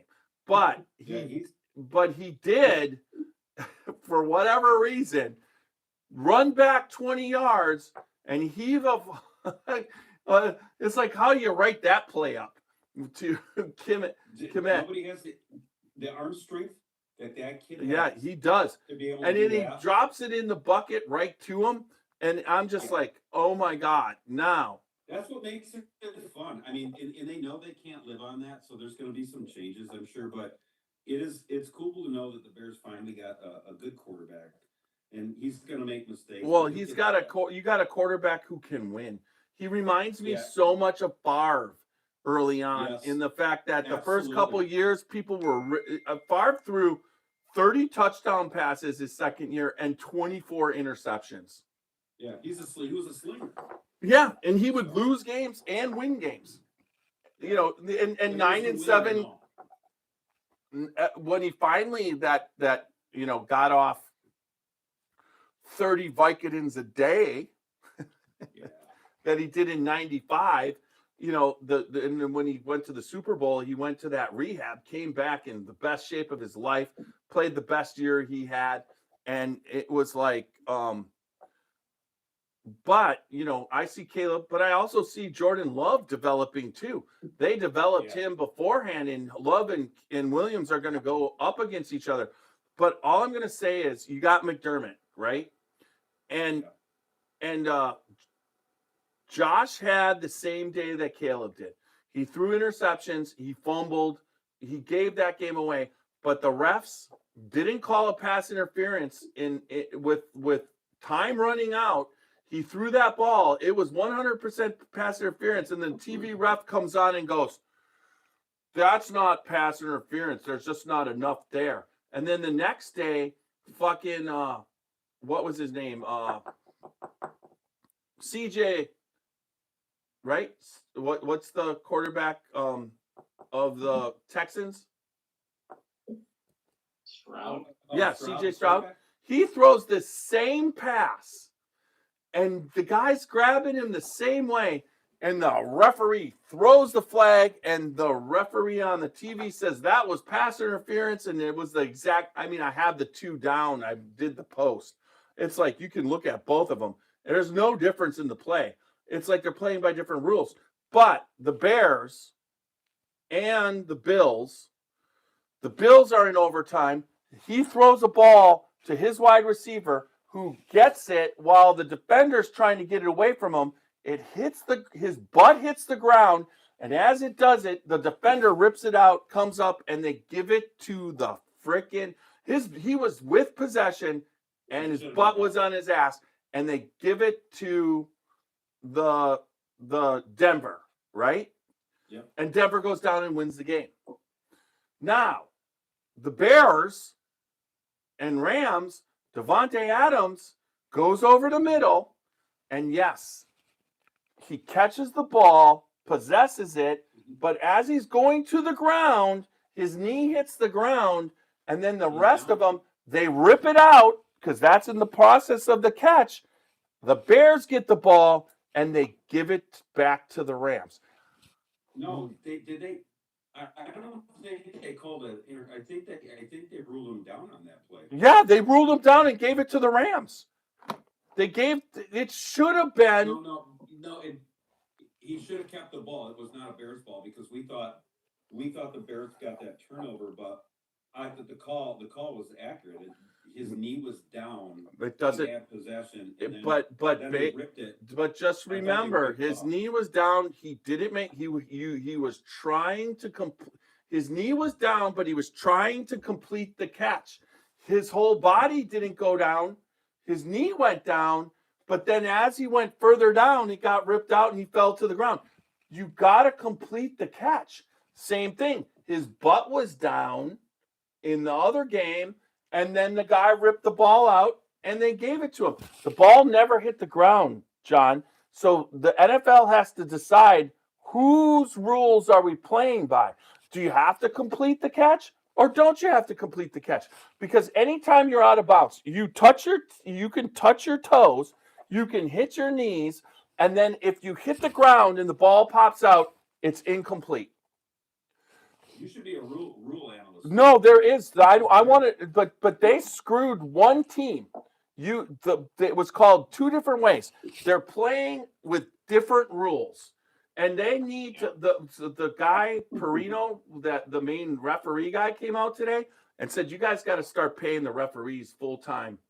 It's got to be a full time job. It can't be a part time job anymore. We need to keep these referees working constantly." Is that Penelope? Of course it is. But when I dropped the two bottles and the one exploded, Yeah. I'm mad at myself. I'm going to have to go clean that up. It's going to smell like bourbon down here. Whole freaking bottle, not even opened. Oh, And- I spilled one. Yeah. But for some reason, the Penelope bottle didn't break. They're heavy duty, man. That heavy bottom. It's the same bottle. They're the same bottle. It's like a wine bottle. I'm not arguing with Oh, you. you dropped the one. I dropped a Penelope bottle on the ground before and it has broke. Mark knocked the Rio down the steps and it was fine. So I'm going to tell you, it was barrel strength. It was Penelope barrel strength. And I'm telling you, the both of them fell off, and Anita's choice, which is the same freaking bottle, because the reason why they're over there is they're all the same bottle. Here you go, Matt. If old Carter would have died, I would have been pissed. dude, I'm for that. That's gonna be killing. I know it. So what did you think of the podcast tonight, Walker? Yeah, this is volume 2. Pretty good. I think some people on the Facebook side queued off That's early awesome. with, again, just people that are not used to the podcast. I was really psyched for it. I think we did about right with the sponsorships. I think we're still cleaning that up. I think when you go 30 minutes, it's one thing. When you go like 5 minutes, 10 minutes with the sponsorships, I think that's the right mix. Some people are just not used to it. So honestly, I almost want to delay when we invite some people until after some of the sponsorship stuff is done. And that sounds a little odd, but Matt and I were talking about it at one point. Matt, does that sound about right so that people can jump right in? But you got to understand, most of the people, when we invite the groups, when we're inviting the groups, I'm going to tell you that so I'll finish a podcast and there'll be 1,200 people. And by the time the next all of the podcasts and the people jump in the next day. Okay, that's fair. It's like they're not. Because They can fast forward through anything they want. right, what I'm seeing is it'll jump up to like 12 or 18 in some cases on the more popular podcasts, especially like a Buffalo Trace podcast. But when they see that we're doing the sponsorship, sometimes they don't know you like I do, and they queue off.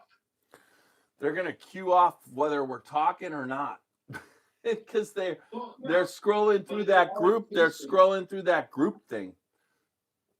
If you're already tasting, then there's something for them to see. If they're watching the sponsorships and they don't know you, they're less likely to stay tuned in.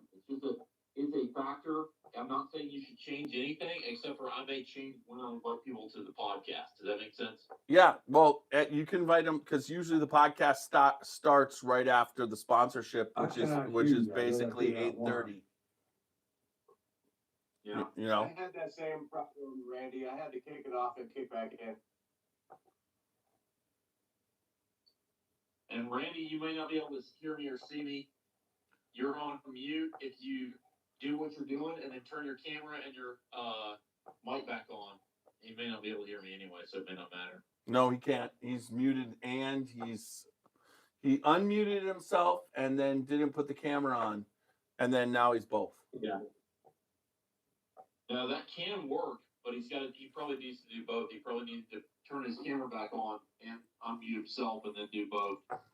Had that happen with me coming out of my car one day.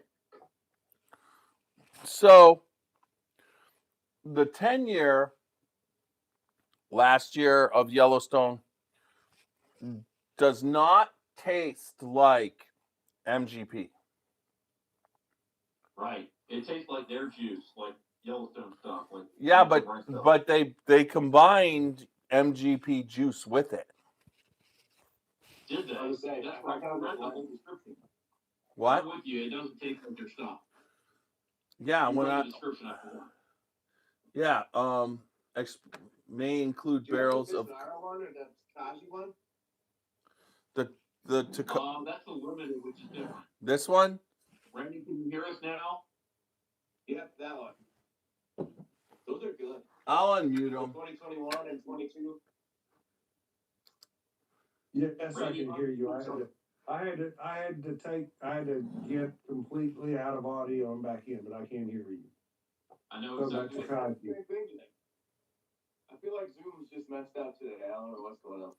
I know. It, at one point, it's like, boom! It's like it was like disappeared. I'm like, where did I go? Right in the middle. I wonder if there was that day that we were on with Aaron Harris that I had to unmute myself, turn off my video, and then turn my video and my audio back on. Anyways, now that Randy's back, I'm gonna have to bow out so I can re-record this so that I can get it up tonight. Get up the Well, that was wait. a good podcast, guys. Thank you so much. What did they think about it? Did they like it? They enjoyed it. They were busy trying some really, really good. What we have, the Buckner 17. What was your favorite, what was your favorite? My favorite was the Buckner 17. Okay, what about yours? The Buckner 17 is a standout at the moment. I did like that Provenance 14. We had a Provenance 14, Buckner 17. We had a lot of good things. So we were kind of listing and sipping at the same time. That's what's There's supposed to nothing wrong with happen. that. Yep, absolutely. Yeah, we do that on Friday nights a lot. And It's the Snowmageddon this. yeah, we're thinking we might do it this Friday. I've already called the couch because we're talking about 2 feet of snow here. Yep. Yeah, you're in the That's mountains, what man. And then of course that. You got the mountains right there. That's the ski country. They'll be happy with that there. Skiing. Those skiers are going to be happy. The one comment, absolutely. Yeah, the one comment that Anthony made is, man, that Detling Mayday Rye, that's some seriously good stuff. The Whiskey Thief Mayday Rye. Oh, I'm sorry. Whiskey Thief Mayday Rye. I mean, that is a rye. Tell him that rye. So Whiskey Thief picks ryes and puts the barrels out. And they discovered this little hole, okay, in their warehouse where they got like 3 barrels and they were hazmat.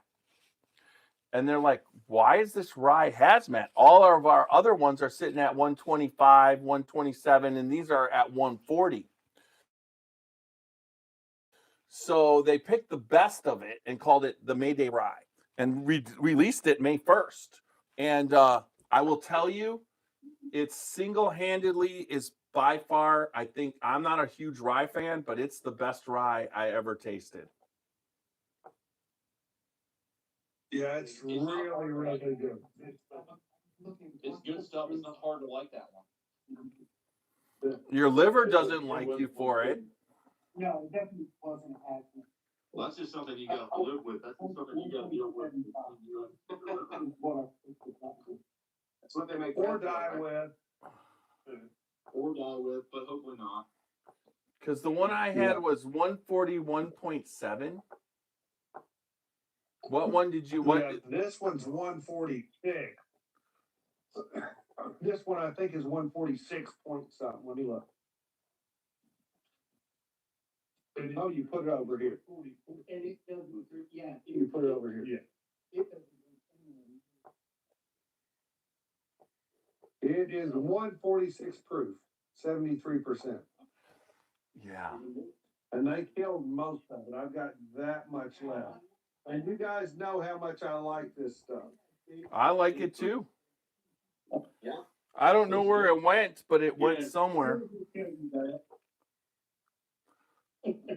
Oh, We had basically drinking out of it. But it's a 375 though.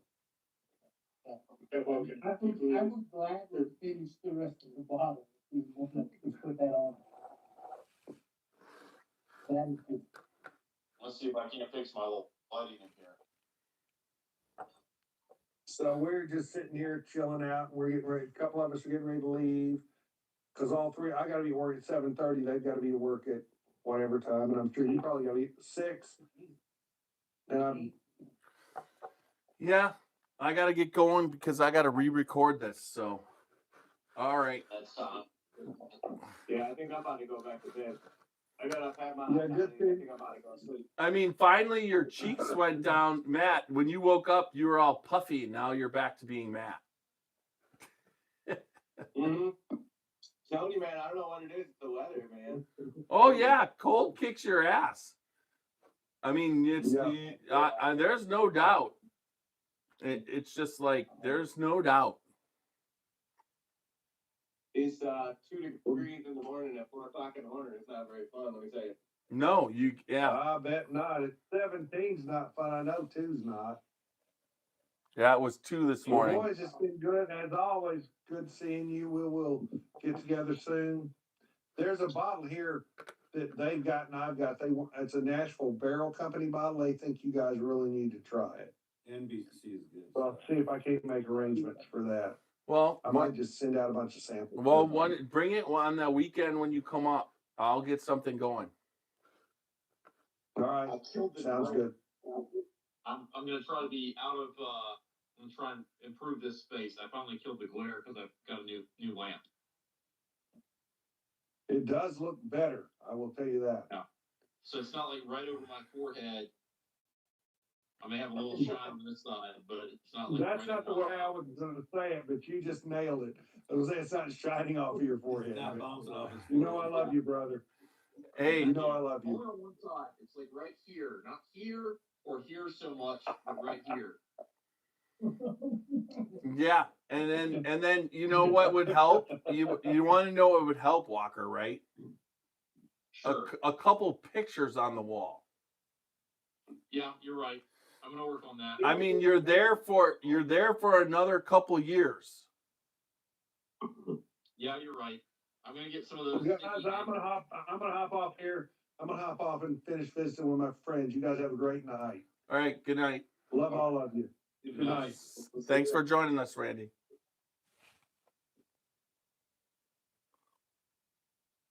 Yeah, I think I'm about to go back to bed. Yeah. Y'all have a fun night. Hopefully I'll jump on Thursday if I'm feeling okay. Yeah, you rest well, brother. Hope you're staying warm. Yeah, get some rest. Thank you. Yeah, it's nice in the house, just not outside, man. I don't know. Yeah, it's just gonna get worse, If man. I would retire, I wouldn't have to go out in that weather. That's fine. We'll be there someday, brother. So when you're at work, is it cold where you're working? I'm in a heated office, but I walk in the warehouse a lot, so I'll go help out all the warehouse people a lot. And then it's like the cold, the hot, the cold, the hot, the cold, the hot. Then I come home and I'm like, man, I can't breathe out my nose. I'm looking out for a minute. Next thing I know, it's 7:30 and I got off at 2. You know. Yeah. Sounds like you need 2 hoodies at work. One to go into work with and take off, and one to wear while you're at work. Yeah, right. Did you see my post that I got grounding sheets? Did you see grounding sheets? They basically are silver threads, and then you plug them into the ground of your house. So it's kind of like being outside and connected, like walking barefoot on the ground. So you basically, we've got them, and we had them, and it's insane. Roxy's sleeping like through the whole night and falling asleep.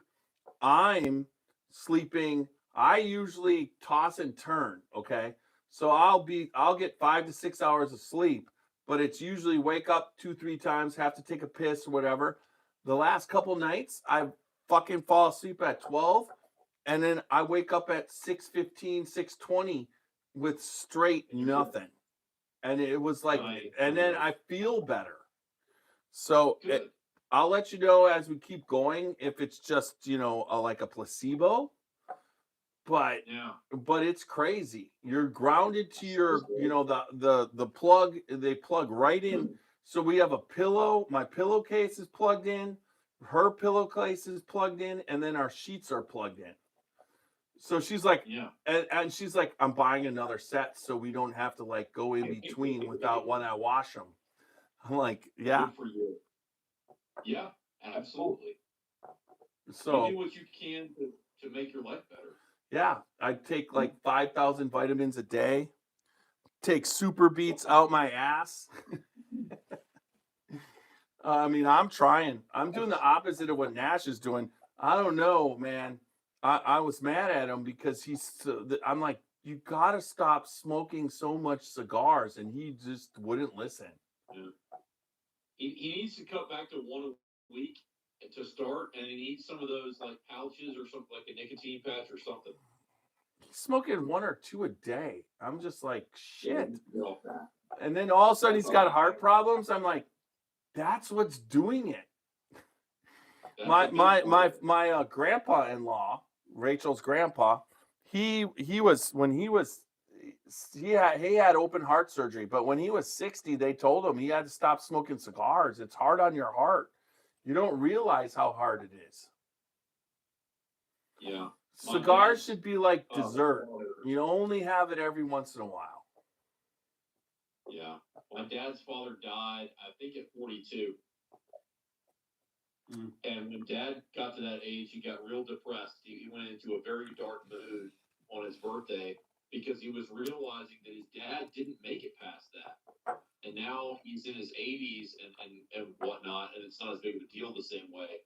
But on that year, I had to ask my mom, what's wrong with Dad? Why is he so sad? Because he realized his father didn't make it past that. He outlived him, yeah. Yeah. Yeah, he outlived him in years, not only in his life, but in terms of how long he had. My mom, when she was 42, 84, 43, got lupus. But when she got it, they didn't know what it was. And it attacked her brain. And I met Rachel in 1984. Okay. So she was 82 because she turned 83 and 80. No, she was 80. No, she was 84. No. Okay. So she was born in 41 and I met Rachel in 84. So she was 43. She was 43. Yep. And then 43. before her 44th birthday, so January, she got sick and she was in the hospital. It was like January, she's doing it. She got sick and then she went in the hospital start of February and she was in the hospital all of February. And there was a night where me and Rachel were there because we started dating and we were at the thing and we bought her a pizza and she was talking to us and then she fell asleep. And then she woke up like 10 minutes later and kept the conversation going. And I left that night thinking she was going to die. You know what I mean? I thought my mom was going to die. I got mad the next day. I was upset and everything. Well, a doctor diagnosed her the next day. They gave her prednisone, and this happened on a Wednesday, and by Friday, she was being released by from the hospital. They figured out prednisone worked. It was lupus, and she went on prednisone, and she's now. Do the math. It's 1941 to 2026. She's gonna be 85 years old, and she's had so much wrong with her over the years. It's just like So my mom. a botched hysterectomy where the doctor left a clamp in her, and then she was bleeding out, and the doctor had to come back from dinner to go back in and close her. I mean, it was just. She's like been on the verge. She had a blockage in her intestines. She almost died of that. They had to do emergency surgery. They had to disconnect her small intestine from her large intestine, give her a colostomy bag. Did that for a year, then got reattached. I mean, she's been through living, and she's still here. Now, my dad, That's how my mom is too. but my dad is the opposite.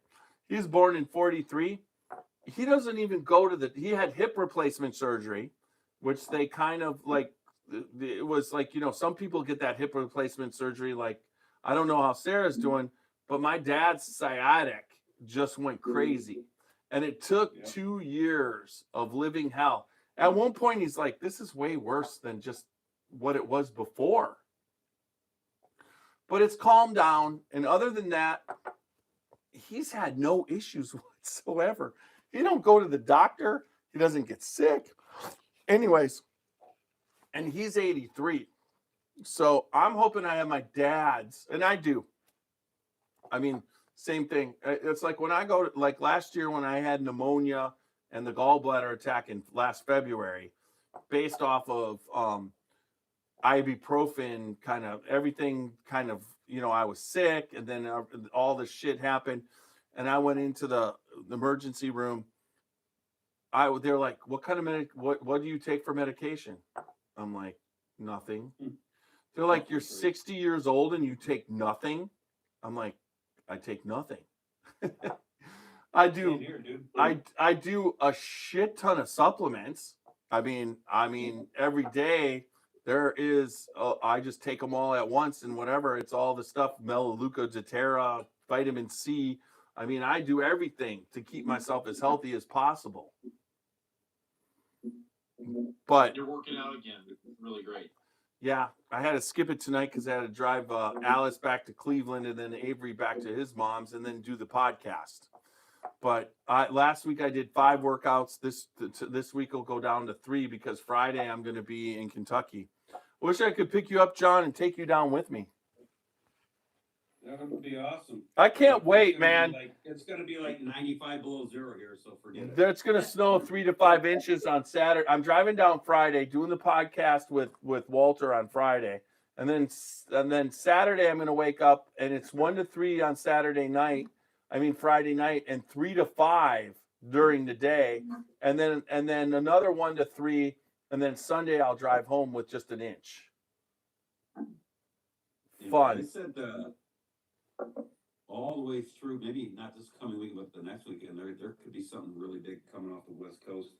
We could get a foot plus here. Wisconsin could get 2. So we'll see. That's preliminary. But we're at that point, dude. Winter got started. Winter's winter. And it's like they were talking about the ice caps this year. They're not going down, they're going up. And they're not melting. Yeah. It's just like get a clue. Fuck you, Al Gore, you lying piece of shit. Yeah. Of course he was lying. Of course he was lying. Because he didn't get elected again. You We're all supposed to get fucked like 2 or 3 years ago, but here we are. Yeah, but it's like Ocasio-Cortez and Ilar Omar. What's her name? Ilar Omar or Elam? Yeah, whatever that shit. Please deport at least deport her. Oh, they need to revoke her citizenship first because her dad was like part of the regime that previously existed there. And no, they need to redeem. I don't care what her dad was. For God's sakes, I don't even care.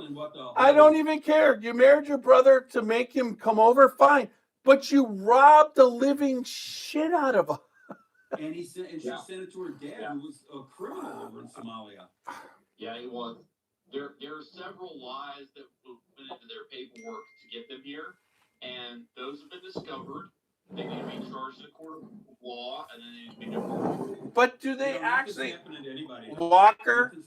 Hey, Walker. Why does nothing happen to the left ever? I mean, the Clintons haven't even, they got called in. They're in contempt of Congress. That's a violation. I don't understand. They should have been in jail for the real estate scandal they caused in Whitewater long years ago. I mean, if they could have done something to Trump. Fly to New York and interview him. Fuck you. Yeah. But I want to share this with you guys. I bought this Willet on my way back through Ohio into Kentucky and through to Alabama. I didn't realize how short of a barrel this was. This was 83 bottles in a 12-year barrel. It's a fun little. How much was that? And when did you get that?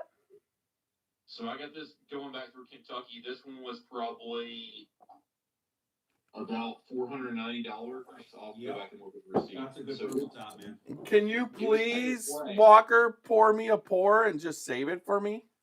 I surely will. Because I've never had a Willet Purple Top ever. I empathize because I had tried some at Liquor Barn and I didn't care for them. I tried one at Evergreen and it was great, but I couldn't buy it because they didn't have any for sale. And then I saw one in Covington. This is this one. And then I saw one in Elizabethtown, so I bought both of them. They were both 12 years. So I will absolutely save your pour. They're supposed to be on the level of Pappy. I mean, they are. They are.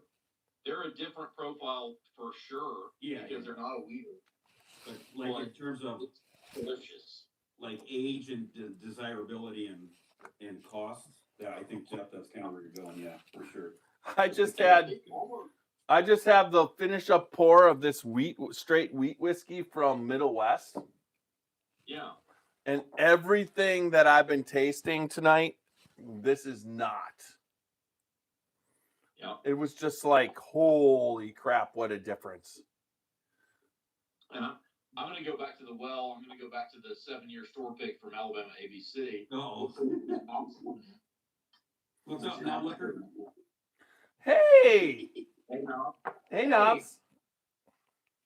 Hi. I miss you.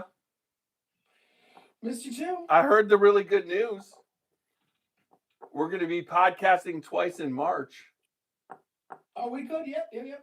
I mean, as long as Mom's fine with putting Kane to bed. What? That's the funniest thing you ever said in your whole life. Actually, Mom can podcast and I'll put Kane to bed. Honest to God, that's probably gonna work better.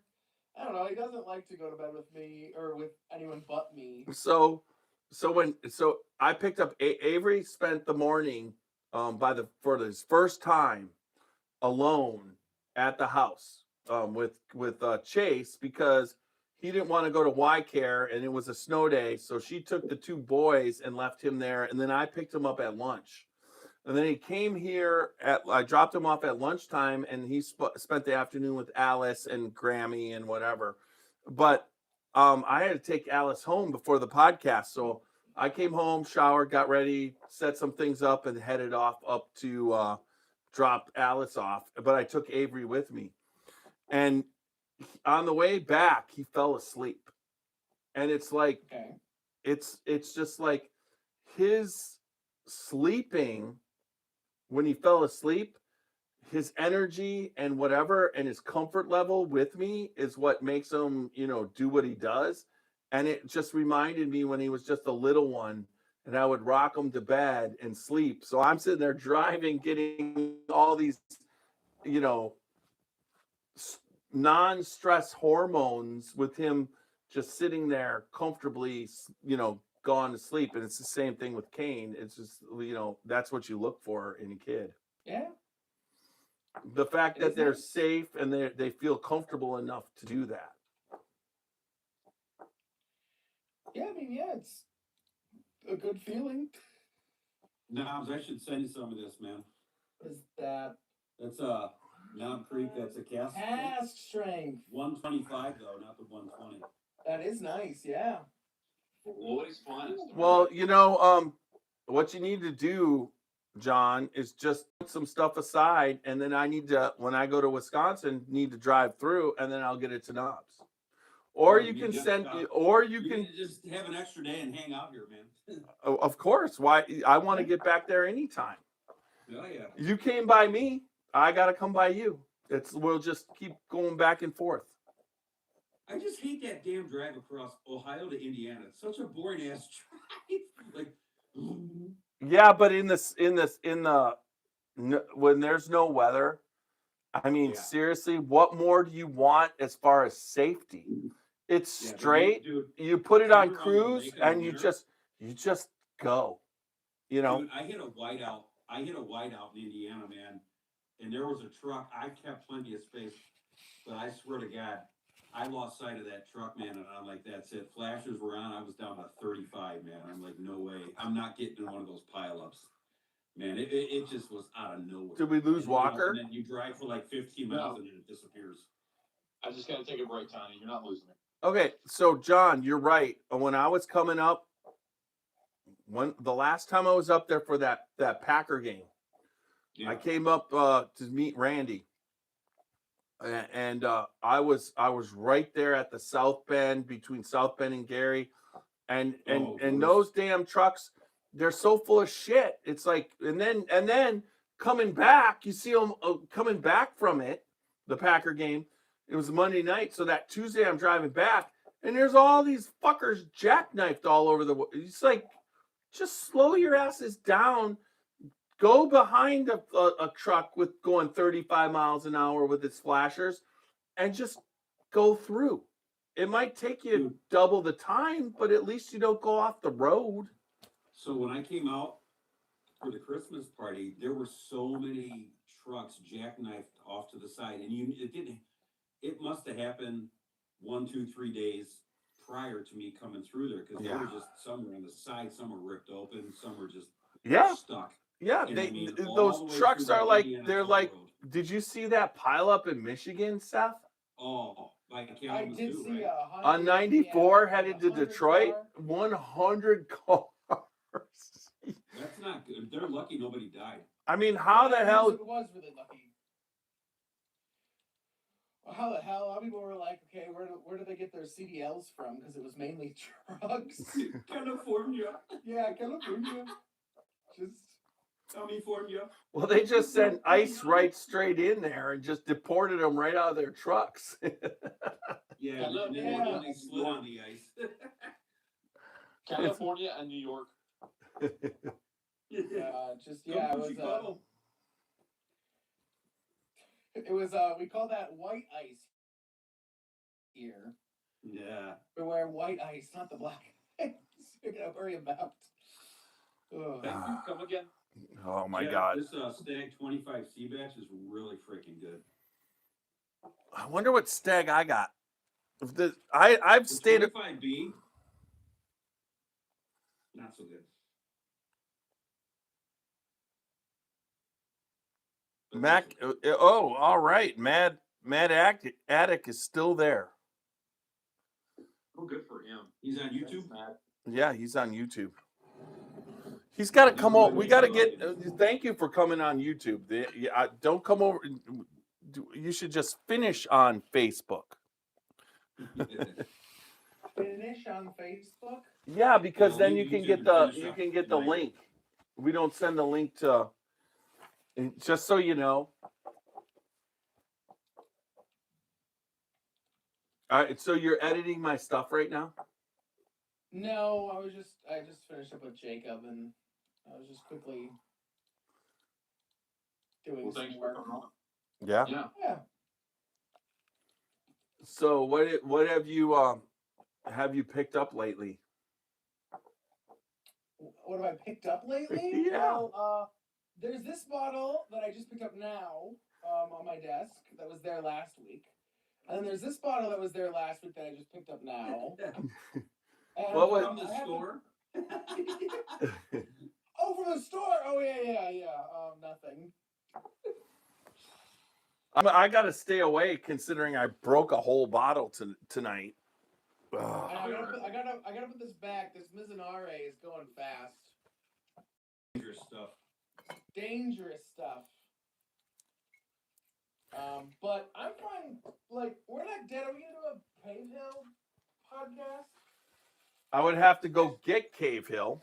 Yeah, actually, you have to send me the money to pick up Cave Hill too, if that's the case. You can.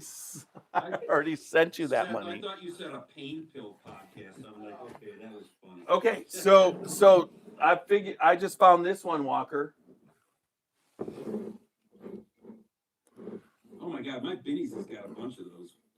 Not signed, obviously. This one is. I'll be right back. How cold is it for you guys? I don't know. It's in the single digits, and it's about to be 45 below here in a couple days. Yeah, right here, I think our lowest this week is gonna be -9. Your wind chills will be like mine, though, Seth, man. Yeah, they will. Yeah. I'm right on the lake too, so. Yeah, it's coming right down the west side of Lake Michigan into me. You're gonna get cold. Luckily, this is what I know what Wisconsin winters feel like, but Michigan, it's so weird because all that lake effect snow actually cools down the cold, but then we just get a shit ton more snow. Yeah, that's the only issue, the big snow. And, yeah, it'll be like Green Bay, -40. It'll be here, it'll be 10 degrees with 80 inches of snow. Mm-hmm. Yeah, Like all that. I mean, there's a reason why. You're literally straight across the lake. I mean, I'm for right God's across from Green sakes, Bay, yeah. Crystal Mountain exists there to get this kind of snow. It ain't even a tall mountain, but it adds like a good 80 feet in the winter. No, but the reason why they picked up Yes. that why they built that there is because of the amount of snowfall. They're like, we'll build a fake snow hill here, a fake mountain. Well, it's not it is a real mountain, by the way. It is real. Okay, but It's the tallest but mountain in it's the like world. we get enough snow so we won't have to make it. Whereas Yeah. like Olympia in Wisconsin, the ski resort in Oconomowoc, like 45 minutes from Milwaukee, they put that there, and they have to make their snow all the time these days. Wilmot Mountain and all them. Yeah. Alpine Valley What's the other one up there in Portage, Jeff? here, oh, Yeah, it is Blossom. No, Portage, Wisconsin. What? Cascade, right? Yeah, Cascade. Olympia, Cascade, and Alpine Valley in Troy, which is Don't they have, isn't there a Wilmot up there too? Wilmot? yeah, Wilmot. I'll be back with a glass. But Alpine Valley's claim to fame is they took out Stevie Ray Vaughan. yeah, they just crashed right into this man-made mountain. How a helicopter does that, I don't know. Well, Oh, he let's takes go. off in the fog. Yeah, oh, whatever. They're tired. Do you really think that mountain? Do you think that man-made mountain's that big? It's not. No, I think their pilot was probably tired or drunk off. I think it's the same pilot that fucking Kobe had. Just walked away. No, because the pilot was dead too. He came back. He blasted them all. They all come back. Resurrected. That's how it works. The devil works in strange ways. Hey, Richie Valens, Buddy Holly died on the same flight. They got smoked out in Iowa. yeah, and Waylon Jennings was kicked off. I didn't remember that. That's a good point. Yeah, Waylon Jennings he lived his life like Final Destination. I mean, God damn. Yeah. I mean, that had to be what the hell? I mean, Yeah. he went out and whatever, but he got kicked off by Buddy Holly. Buddy Holly wasn't going to make it. Waylon Jennings was on. He was a cricket. And they're like, you're off. And he's like, what? And he's like, you're off. So, I mean, I met him 3 or 4 times. Good guy. And then he went on to do Dukes of Hazzard. Yeah, and his wife was Jessie Coulter. Did you ever see Jessie Coulter? No. God rewarded him to be on the planet. Yeah. I mean, this world that we live in is strange, and that's just one example, right? You can't know. I mean, you can have a feeling of what your destiny is, but something like that you can't know. Well, you can, but most people ignore it. That's true. My favorite tonight was I was driving, and Avery was sleeping, and we're going up the road, and I was going to pick him up initially, and I'm like, that feels weird. Pay attention. And it's just like, as I'm driving up the road, there's the deer. And I slowed up, and he basically ran in front, but 30 yards ahead. But if I would have kept going and not paid attention to that and not slowed up, I would have hit it. Yeah.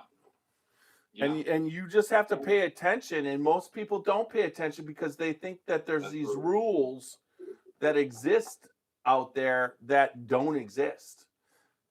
Right. So they think they don't apply to them. So. And I get deja vu from my dreams. I mean, they talk about in the Bible. They talk about Joseph being very in tune with dreams. And it's funny how there are things in your life that you may kind of foresee, but they may be inconsequential or they may not be. And you may understand it later, and you think, I dreamed about that. Right. No doubt. No, I mean, for the longest time, I don't dream. And then when I dream, I'm just like, but I will tell you, I just had one of my original barrel picks that was signed by Stephen Beam that I was there. And let's see if it says an age. I don't know. Those are usually 8 years. No, this is early on. Maybe 7? I don't know. It's not on the front. It says when it was barreled. You have the same one, on the Walker? right side, then if you know when you bought it, it's an indicator. 6/20/16. It's probably 4-year. Probably picked that up in 2020. So I will. I had one. This is the bottle original that one, got here 6 year. and I will tell you, instead of cinnamon front at 4 years, Yeah. opposed to 8 years, what I just had in that bottle, it's licorice. So that was It's kind of. pretty impressive the range of different flavors that we're getting, because I'm getting a little bit of caramel, maybe a little bit of apple, but I think it's something different. I think maybe it's a pear on my 7 year. It's kind of a. So how much Yellowstone do you have, John? I have 0 right now. I could go to Benny's and get a shit ton. They have so many of those picks that you're drinking right now. Yeah. So you need I to like have the good one. ones, Yeah, No. So, so how many more years? 2? Year and a half. Not even. So this year, what's the half year? You can retire in June? No, I've got to finish this year and all of next year, so it's basically a year and a half. So you finish this year's school year. And then 2027. And then 2027 you finish. So September. Oh, so September. So what's the last day of school of? So September of 2027 you can come down to Kentucky Bourbon Festival with us. Not Well, this year. that was my plan. I just have to make sure that I have insurance covered and I'm making a paycheck, because I was told by my retirement, and I know we're still on Facebook, but I might have to save up August. I might have to save up 2 or 3 months before I get my first retirement check. So it's That's a right. bitch. You gotta make it to May 27, don't you?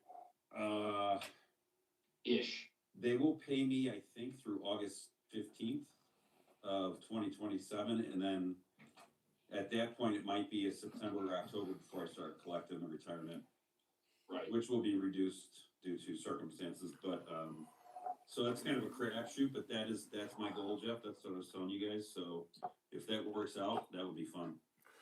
Yeah, and then we'll just drag you along to all the awesome places. Yeah, Walker and I are gonna get in trouble and lost. That's okay though. Yeah, we are, brother. Seth, you got the Cave Hill? I gotta get me a BBS. Yep. I got the Cave Hill with a No, you don't. a knob glass and a Death Star ice cube. John, what we may have John, to do, I will. You need to hang with me and Walker, and you need to go where I need to go, because VVS was, to me, caused people to lose out on a shit ton of really good stuff. Yeah, you said that the line was ridiculous. Yeah, and you had to Yeah. wait there, and I ended up with the Jim Beam orgasm. yeah, that was different. That Knob Creek 21's pretty good, Tiny. Thank you for recommending that. And I'll thank Steve as well, because I hear that's a good one, man. I didn't just not recommend it. I let you taste it, right? Did I think Steve did. What? I think Steve did at the Maker's Mark tasting. No. I think he brought 21 Yeah, but I had 21 at the Christmas party. no, right. No. At the Bourbon of the Year. And you were part of that. Yeah. You're right. I'm sorry. You're exactly right. So, John, I have a backup of this one. So I will try and work on when the fresh crack is to make sure that you're there when we fresh crack a VVS 13 that is currently a backup bottle in Alabama. Sweet, dude. I haven't had a VVS yet. But I have had. Yeah, that was what I was going to say. You don't have one to keep. That's going to be different. And we can work on that. I don't know what I can do other than make sure that you and John try the one that is a fresh crack like what you and I did together with Matt. Oh, yeah, I mean, I don't need a bottle. It'd be good to have a little sample or something, that'd be cool. But All if I right, get I'm one gonna that's end. not I'm open- gonna end YouTube real quick. Hold on. Good night, YouTube. Peace, YouTube. Thanks for tuning in. Good night, YouTube. Take care, you two. Good night.